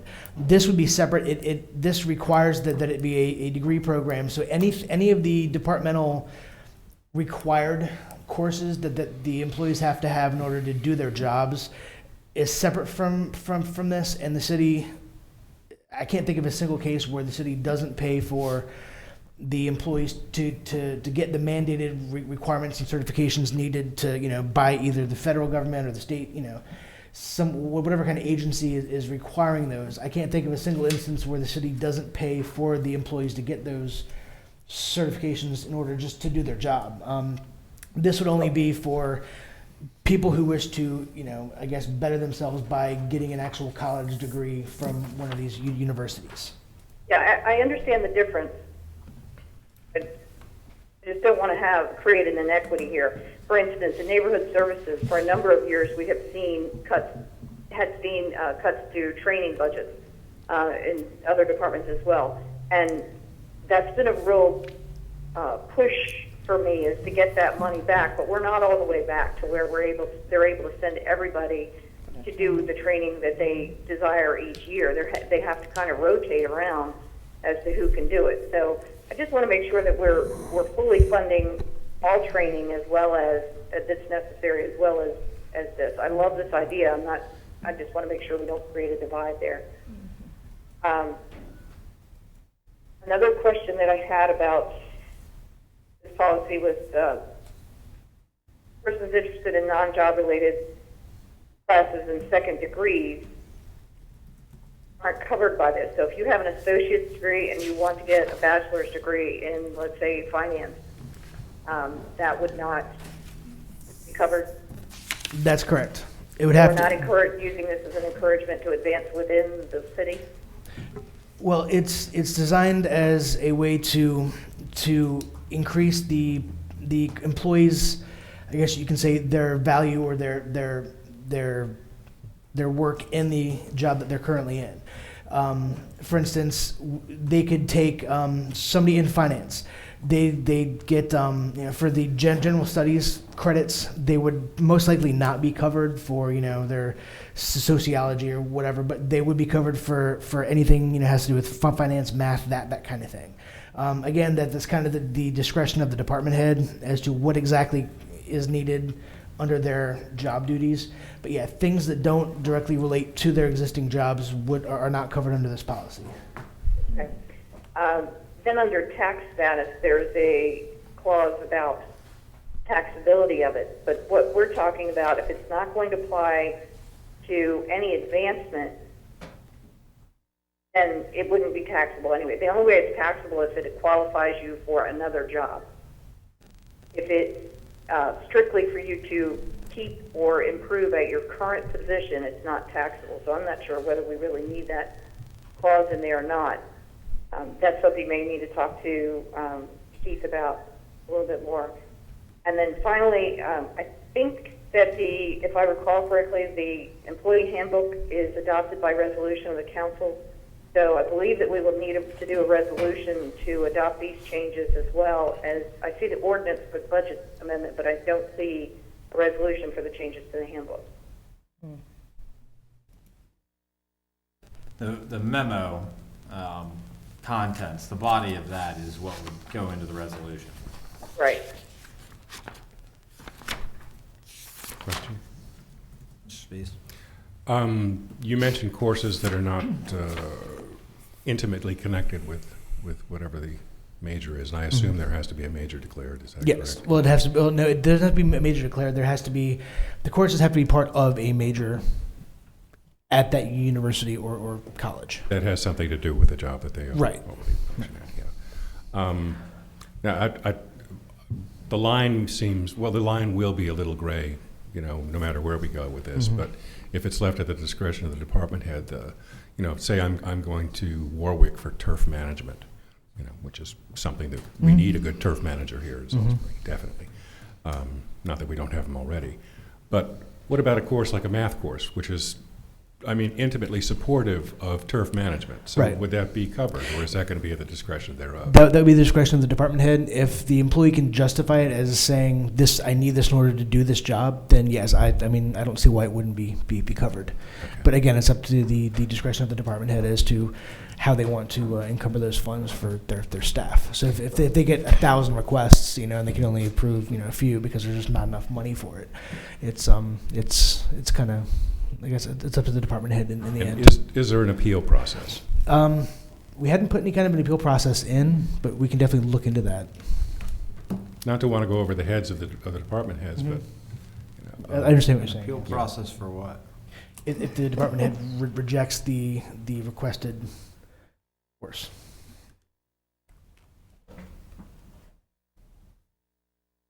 Not sure I follow. I thought, Jane? well, if I'm oh, I'm go sorry. ahead. Go ahead. Well, if I'm going to turf management, and I think math is an important thing for me to have before turf management, and the department head says, you can get that out of a book, or, you should have known that already, how to divide, calculate, et cetera, et cetera, et cetera. There's room for an appeal there if he's denied. What would the appeal process be if this were a private business and I went to my boss and I said, I wanted a reimbursement for college credits? And my boss said, no, that doesn't help you be a better employee for this position. That's an interesting question. I don't think just because it's a government job, we should just say, well, let's just throw money at it. Oh, I agree with you. I don't think there is an appeals process in the private sector. No, Not in the businesses I ran. no. That's why you have department heads. They know their business better than I know their business, so. I look at this as, when Laura mentioned, but the other courses like sociology, whatever, I just look at this as a tool to help them get their education, part funding. And they would have to find other funding for the other classes. So that's how I look at it. This is a perk Yeah, Yeah, it's perfect. for the business. yeah. And here's how the other way I look at this is this is a relatively affordable perk. And we've got a lot of very costly perks. And we've got a lot of perks that, by and large, just in government and in private sector have a short lifespan or are disappearing. You look at a lot of organizations are having real trouble paying for healthcare costs. A lot of organizations are having real trouble dealing with pension questions and Absolutely. retirement benefits. It could cripple a business, some of the perks that have Right, it been could cripple allowed. the city. We all know the liabilities hanging over our head. So this is a great one that's relatively affordable. I'm 100% on board with the policy. The budget amendment, I'm glad it's a separate item because I think we need to consider it separately. But I think it's I understand why Mayor Ireton wants this implemented quickly. Laura, did you have something else? I heard my name. Yes, sorry. Just one thing. In terms of the policy, perhaps it would be more clean if we simply said, and I think there's similar language in there, but if it's required for the degree and you've been approved to go for this degree, and it's required for that degree, whether it's sociology or phys ed, then it fits in the program and it should be approved. Does that address your concern, Tim? Even if it's not a core, turf management class, but it fits in that degree granting program, whether it's English or math. Well, those were the two things that I was thinking of, the English and the math. And I think that, every person in every department needs to have good English skills, both in writing and in speech. Frankly, I'd like to see a wider application of that. Come on down, we're having an English class tonight, Yeah. But I agree with that. I have a concern with electives that could be required for a course. because it could be totally non-associated. I just, Well, again, someone would like pottery. Well, pottery is not going to help. So, I mean, should it say that it's a course that the department head determines is relevant? Relevant, and- That's right. there you go. and a relevant course. That's all. Yeah. Within a degree grant, or within a degree program that is also pre-approved, That's right. or approved by the department. I think in the case of English, English and math for turf management, those are pretty much required courses And you'd for the probably track, You'd be hard pressed to say no. say that. Mhm. All right. So is there council consensus to bring a version of that let's do this. Is there council consensus to bring that back to work session edited with the changes we've discussed today? Just so we can see one more copy of it before it goes to legislative session? Absolutely, yeah. It's gonna be the next council. Mr. Tillman? Yeah, and, we have not weighed in on this at all, and I think it would be a good idea for us to look at, for example, the tax implications and the deductible business expense before you go forward. Ms. Glanz? So if you- and Mr. Garrett, could you send it to? I've got it now, for a few but months, I'm just yeah. saying, we have not weighed in on that issue, and I think we should, so that you know, for example, if you would be stuck paying additional tax. I know this policy says the employee pays, but there are certain portions, if it's determined to be salary, you're gonna have to pay. Social security contributions and things like that. Can So you that- can you do an analysis of that for our next work session? Yes. For the next council's work session, December 7th? Yeah, no problem. Thank you. Well, so the next item is just the budget amendment for this year. I'm fine with forwarding it for discussion, but I would say that it should be done in concert with, or after, well, probably in concert with the discussion on the policy itself, so that would also be December 7th. Sure. Is it, Mr. Heath? I would just have a question. I would like to go back to the HR department and see if they have room for it in their current budget, even though it wasn't budgeted. And the reason I'm saying it is because, again, it wasn't budgeted. But more importantly, if there's a training budget, which I assume there is, and they have a $239,000 budget, $239,767 budget, $10,000 to find it. And maybe, given the fact that we're already going into second semester, it may not be $10,000, maybe a couple grand. And take it as far out of the current budgeted money as they possibly can. And may I suggest another, maybe even easier path too? Divide this up over, 9 departments. 1,000 each. And you might be talking about small enough bites that Yeah. everybody could find it. Sure. Because that's how it would be budgeted in the future. It wouldn't be a line item under human resources. It would be a line under each department, because it would be for the employees of that department as Right. an incentive. So, maybe it doesn't even need to be a budget amendment for Just a transfer. human resources. It could be just a, administrative transfer Okay. on the executive side of the house. Sure. Something to consider. But in the meantime, so that we have council approval to consider this if we decide to move forward, and if you can't find the money on, in the current budget, is there a council consensus to move this to work session December 7th? Yes. Yes. No? Okay. We've got council consensus to move. Sorry, Laura, I didn't hear that. Yes. Okay. All right. Bill, thank you. Thank you. Appreciate your time. Thanks, Bill. Next item on the agenda is the Main Street Improvement Grant Program, Downtown Ambassadors. Grant request. We have Ms. Kordakowski with us. And Mr. Williams with us. We just had you were speak none of us. This is your idea. That is not at all fair. Well, then what I'll say is that Laura and Theo came to I assume a number of people, but came to me with an idea for a grant that we can receive funds for. You want to talk about the grant?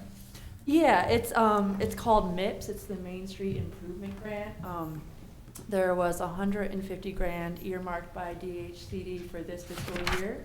The application is due October 29th, so it was kind of a quick turnaround, but it's a smaller grant program that they have, and it's only available to the certified main streets in Maryland, which I think there's 28 of those. We are applying for $19,000 of it for a downtown ambassador program. So, and the reason that I suggested that idea is this is one of the things that I was going to put in the budget next year. So it's coming forward one way or the other. But there's grant funding for it. The idea behind the ambassadors is something like Berlin and DC and a lot of cities. I'm sure you've done way more there's research on this 30 than I or have. 40 or 50. But the town of Berlin does it. It's you essentially expand your presence without adding police officers. So you add a friendly face of people who are literally just there to say, you know, how are you today? What can I do for you? Do you need help? You know, you're looking for a place to eat? You know, why don't you try this place over there? And the thought is that by going, rather than creating new jobs, you know, traditional positions of employees, by working in partnership with the university, we expand that partnership and friendly faces. Now, there's still a formal piece to it, which is you're subtly suggesting that you've got a you know, a presence by having a person with a shirt with, you know, seal of the city or whatever, and you know, they've got a walkie-talkie and they can call Bull and say, you know, we need, you know, a police officer down at this end of the street, you know, for public safety purposes. But the soft image is more important, because you're saying also, you know, hey, you know, we're here to help. We, the city of Salisbury, are here to help. We're all about business growth and, you know, small business, and, you know, we're a friendly, soft approach, soft touch. That's the idea. And you want to talk about the details? Oh, sure. I was just going to add, one of the other benefits other cities have found is knowledge sharing and statistical analysis. So Ms. Kordakowski is going to ensure that they always give a list of incident reports, so that we can say on X day, the downtown ambassadors over the course of their 3-hour shift interacted with 12, 15 people. And it would be good for us to get that feedback so we know exactly what's being generated out of the downtown. In terms of the actual execution, we've requested $19,000 to cover 2 3-hour shifts, one from 11 to 2 and the other one from 5 to 8. If DHCD gets a lot of applications and they only fund half of it, that enables us to do only the lunch hour or the dinner hour. The HR has already given us the breakdown in terms of FICA and workman's comp contribution from the city. So the numbers are fully inclusive of the wages, FICA contribution, and workman's comp contribution for the months of May through October. So we'll cover the warm months, if you will. And it also allows for third Friday, first Saturday, and about once a month promotional event at the university, be that the Registered Student Organization Fair or something along those lines. So it comes out to be 19 to 20 hours a week. So. Are you partnering just with Salisbury University? How about Warwick? Well, we haven't. This isn't an official partnership. We can have them go to Warwick. It's just a way for the downtown to get more promotion. So if Warwick has, you know, large fairs and we have the time in their schedules, they can go to that as well. No, I'm talking about students. Oh, we're going to be advertising it. I mean, everywhere. Frankly, I don't even think it would have to be a student.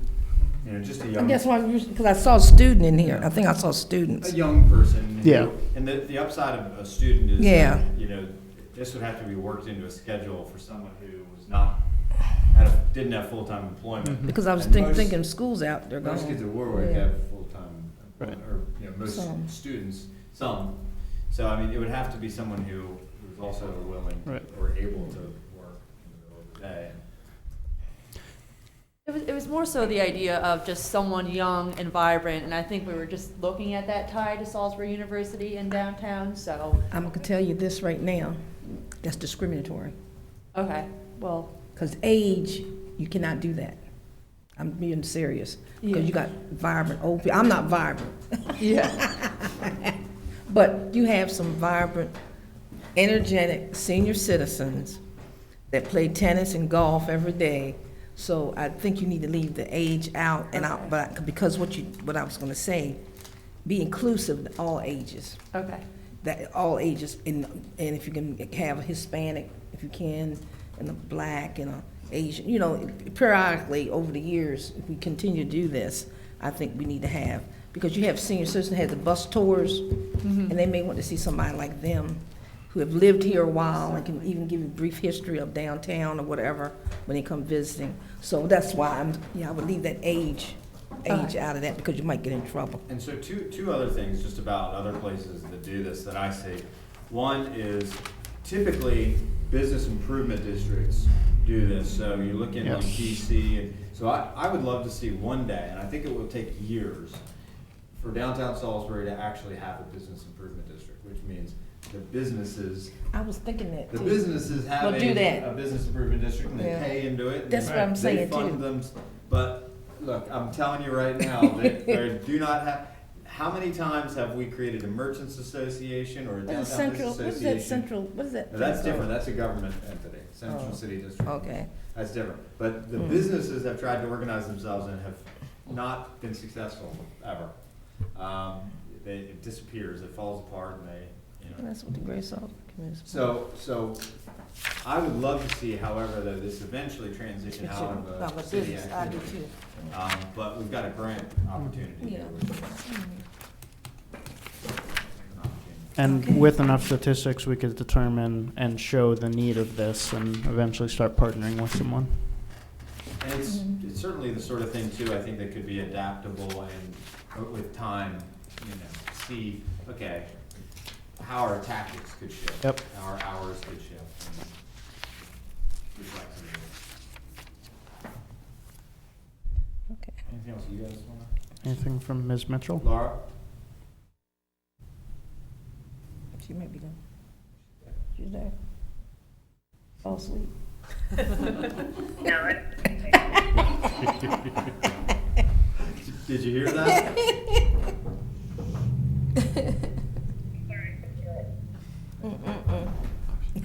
We'll tell you offline.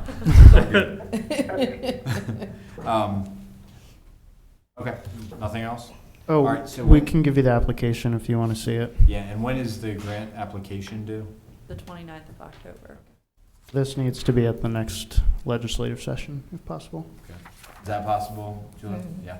Okay. Yeah, All right, then, is there a council consensus to move this forward? yes, absolutely. Yes. Legislative Yeah, session? definitely. yes, Okay. yes, yes. Could I ask one question? Are you thinking about any sort of, don't get me wrong when I say this, any sort of costume, like a T-shirt or something to readily identify these individuals? We were debating between jester and zombie themed, but we haven't decided Way to go, yet. Theo. Yeah, Thanks. exactly. Yeah, No, I'm kidding. What you want to do with these is a uniform. Yeah. Like a nice Yeah. polo shirt, Yeah, with a Khaki- logo on khakis it. and- bright color. And something right? that Khakis, red has shorts. our Khaki. branding on it, something that Mhm. says, Yeah. I'm Here I thinking am. on the back, downtown ambassador, here to help. I don't know how much you One can of those fit. Excellent. arrows, you like throw Yeah. them to flip.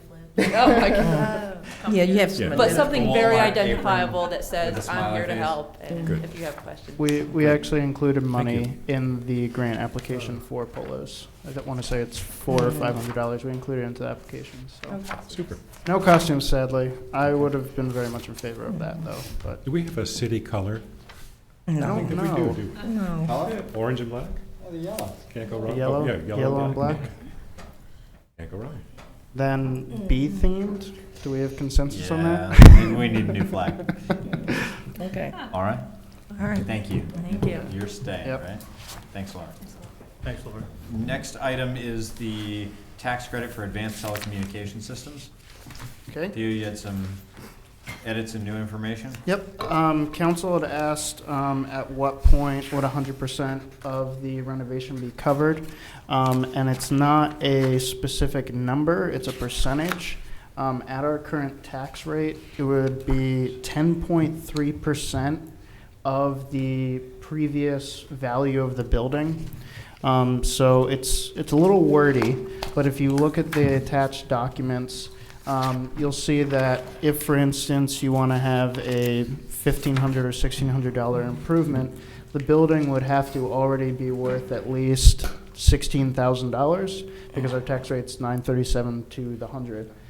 So that's why it works out to be approximately 10.3%. So there's no way to write the legislation that it would cover 100% all the time. But if you see at the various different levels that Mr. Garrett provided, generally speaking, all buildings in the downtown would be covered. Only one being the last one, which I aptly named Google, which would only be a couple buildings in the downtown that are that would have to be worth at least like 1.8 million or something along those lines. So. And then the other question that, actually there was three things that council wanted to consider was also the second being the definition of cost of qualifying renovations. The numbers that Mr. Garrett provided are the actual cost of the renovations. As the ordinance is written right now, it's the increased value of the building as a term by a third-party appraisal. So that may not and probably will not be directly equivalent to the cost of renovations.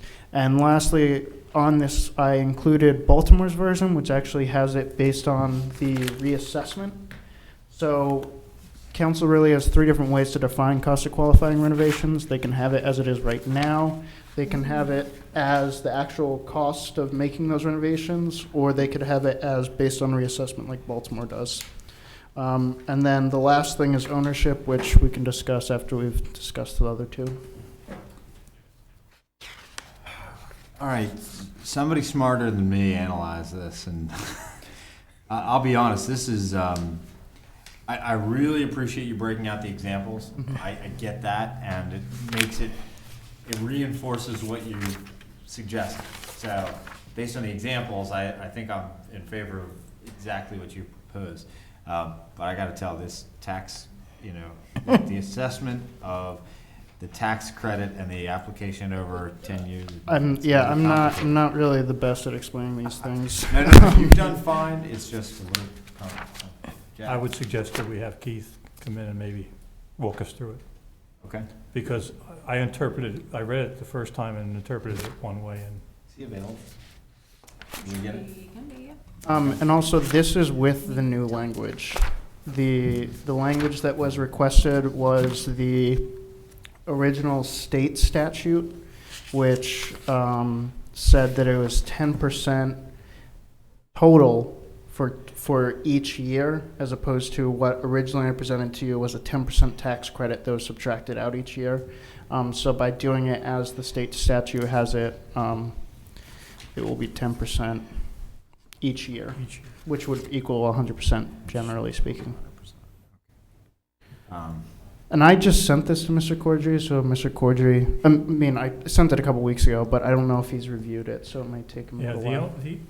The thing we have to be careful of is if you take 10% over the 10-year period, this is the question where I'm a little foggy, and the assessments go up higher than, Yes. You follow me? That is something that, if it went up, it wouldn't be a problem, because it's the lesser of.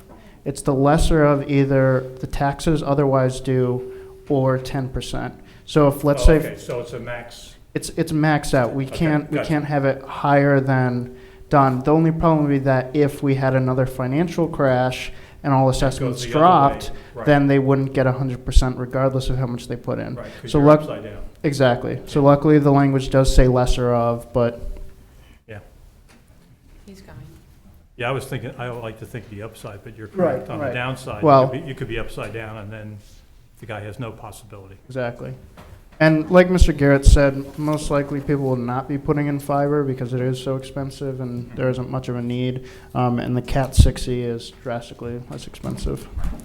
But this just covers wiring as well. I mean, if someone wants to put in something else that's advanced that Mr. Garrett says, okay, that would be different. Now, I don't know if you talked about this with Bill, and I don't think he addressed addressed it the last time we met, but can you step down from fiber to Cat 6E internal? Like, if you have fiber coming into the building and step down to Cat 6E? I can go get him if you want.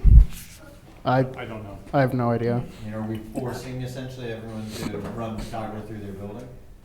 I would guess not. But Are you talking about from the main line? yeah, from what hits the building, because we're stuck Oh. down to the building. Yes, it would drop down. You can't Yeah. step down to Cat Yeah. 6E. Oh, Bill's being signed. Sorry, that was a technical question. No, I'm just.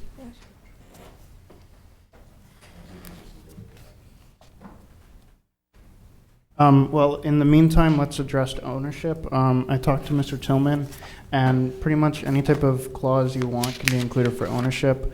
I left it as it originally is, that upon transfer of ownership, the tax credit ceases. But if you want, you could have no ownership clause, because the statute for the state doesn't have any ownership clause. Or you could have an ownership clause where the business, if it's substantially the same as the previous business, it would Do you continue. mind coming up here real quick? Sure. Don't mean to blindside you. Yes, we do. Bill, we don't mean to blindside you either. Yes, we do. Regarding the ownership piece, so we're discussing the advanced telecommunications equipment tax credit concept. Regarding the ownership piece, and I said it before, I'll say it again, my feeling is let it carry regardless of ownership, so I wouldn't have an ownership clause, Right. because I think it's just an incentive to be able to sell a building, in downtown Salisbury that has, this tax credit with it, even if it's minor, and Right. say, hey, there's, it's another marketing piece Could, of the sale. would it be possible I could get council consensus on that before we move on Yeah, to what does anything everybody else? think? Yes. Okay, so I'm gonna scrap the ownership clause then. We could probably let Bill move yeah, faster than we could. You're right. Keith. You're right. Let's start with Bill. So Bill, the only question that I had, and there may be others, but is it possible for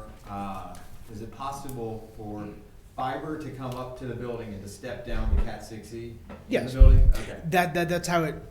99% of the time, that's how it happens. You have your main fiber backbone. You can call it your channel out in the road.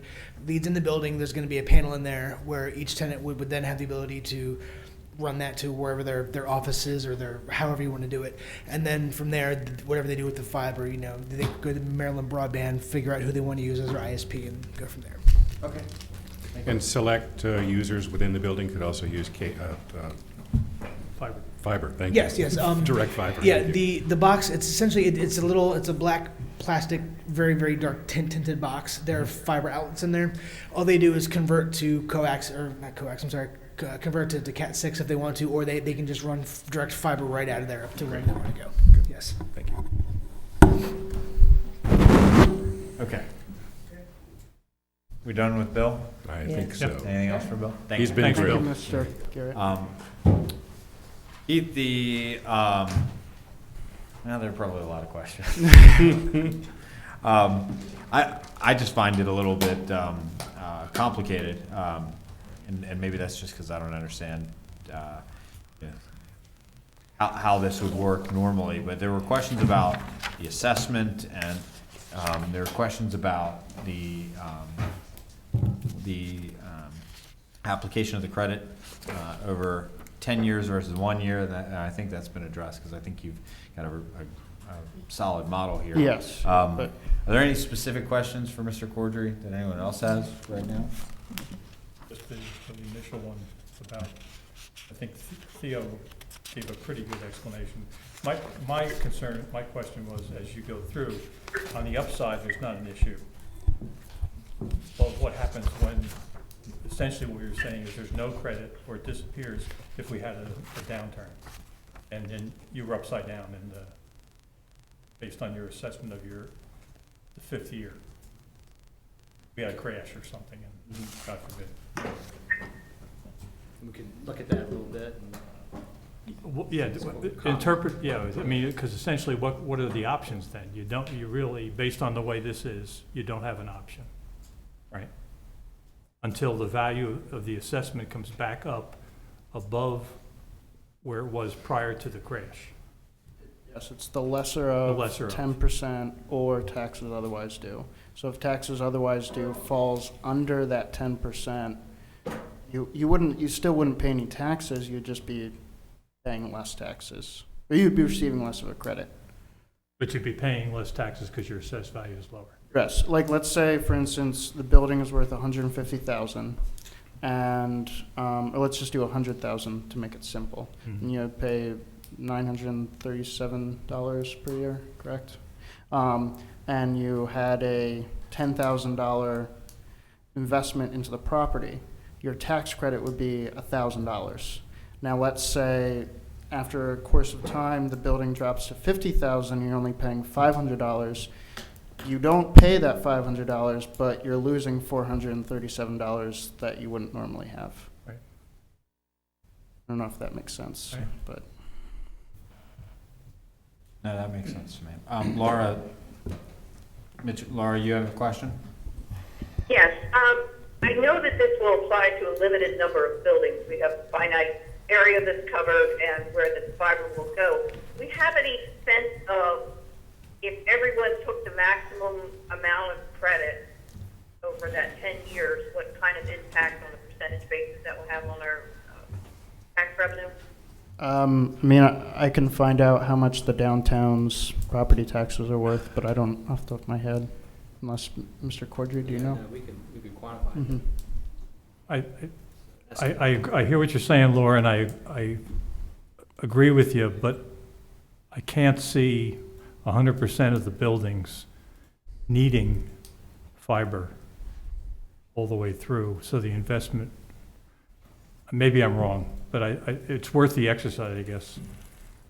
Yeah, I'm just curious because when we're marketing this, because we will need to market this as well, it would be nice to have some sense of what that number is. Say this is another piece of what we're investing in our downtown. The other side of that is that if there are grant funds available for something like this, that may become a match for something else that we want to do. Yeah, But only if we know what that number is or have an idea. yeah.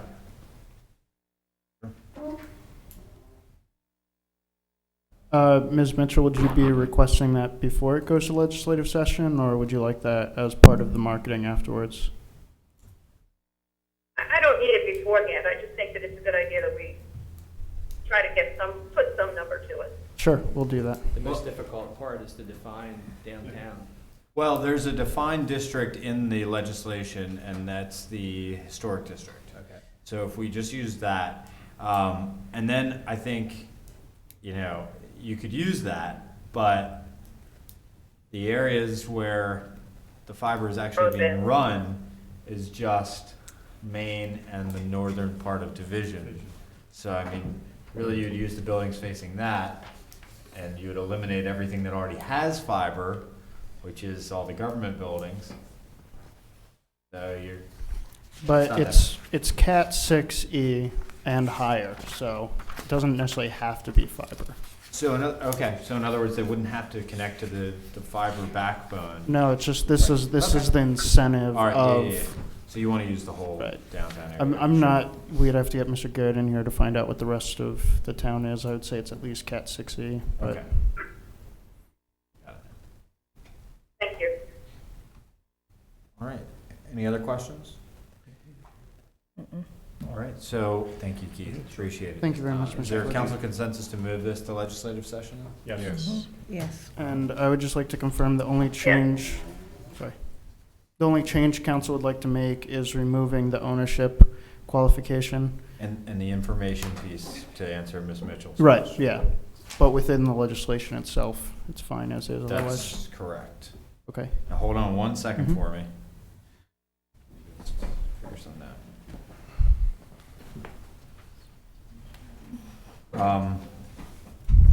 So we have 2 council meeting dates left. So the ordinance would need to be read at the next legislative session in order for this council to vote this in. So it would have to come to the October 26th legislative session. Okay.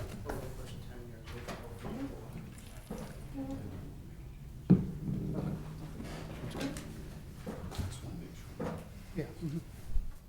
All right. Thank you very much. All right. Thank you. Thank you so Thank much, you. Thea. Appreciate it. All right.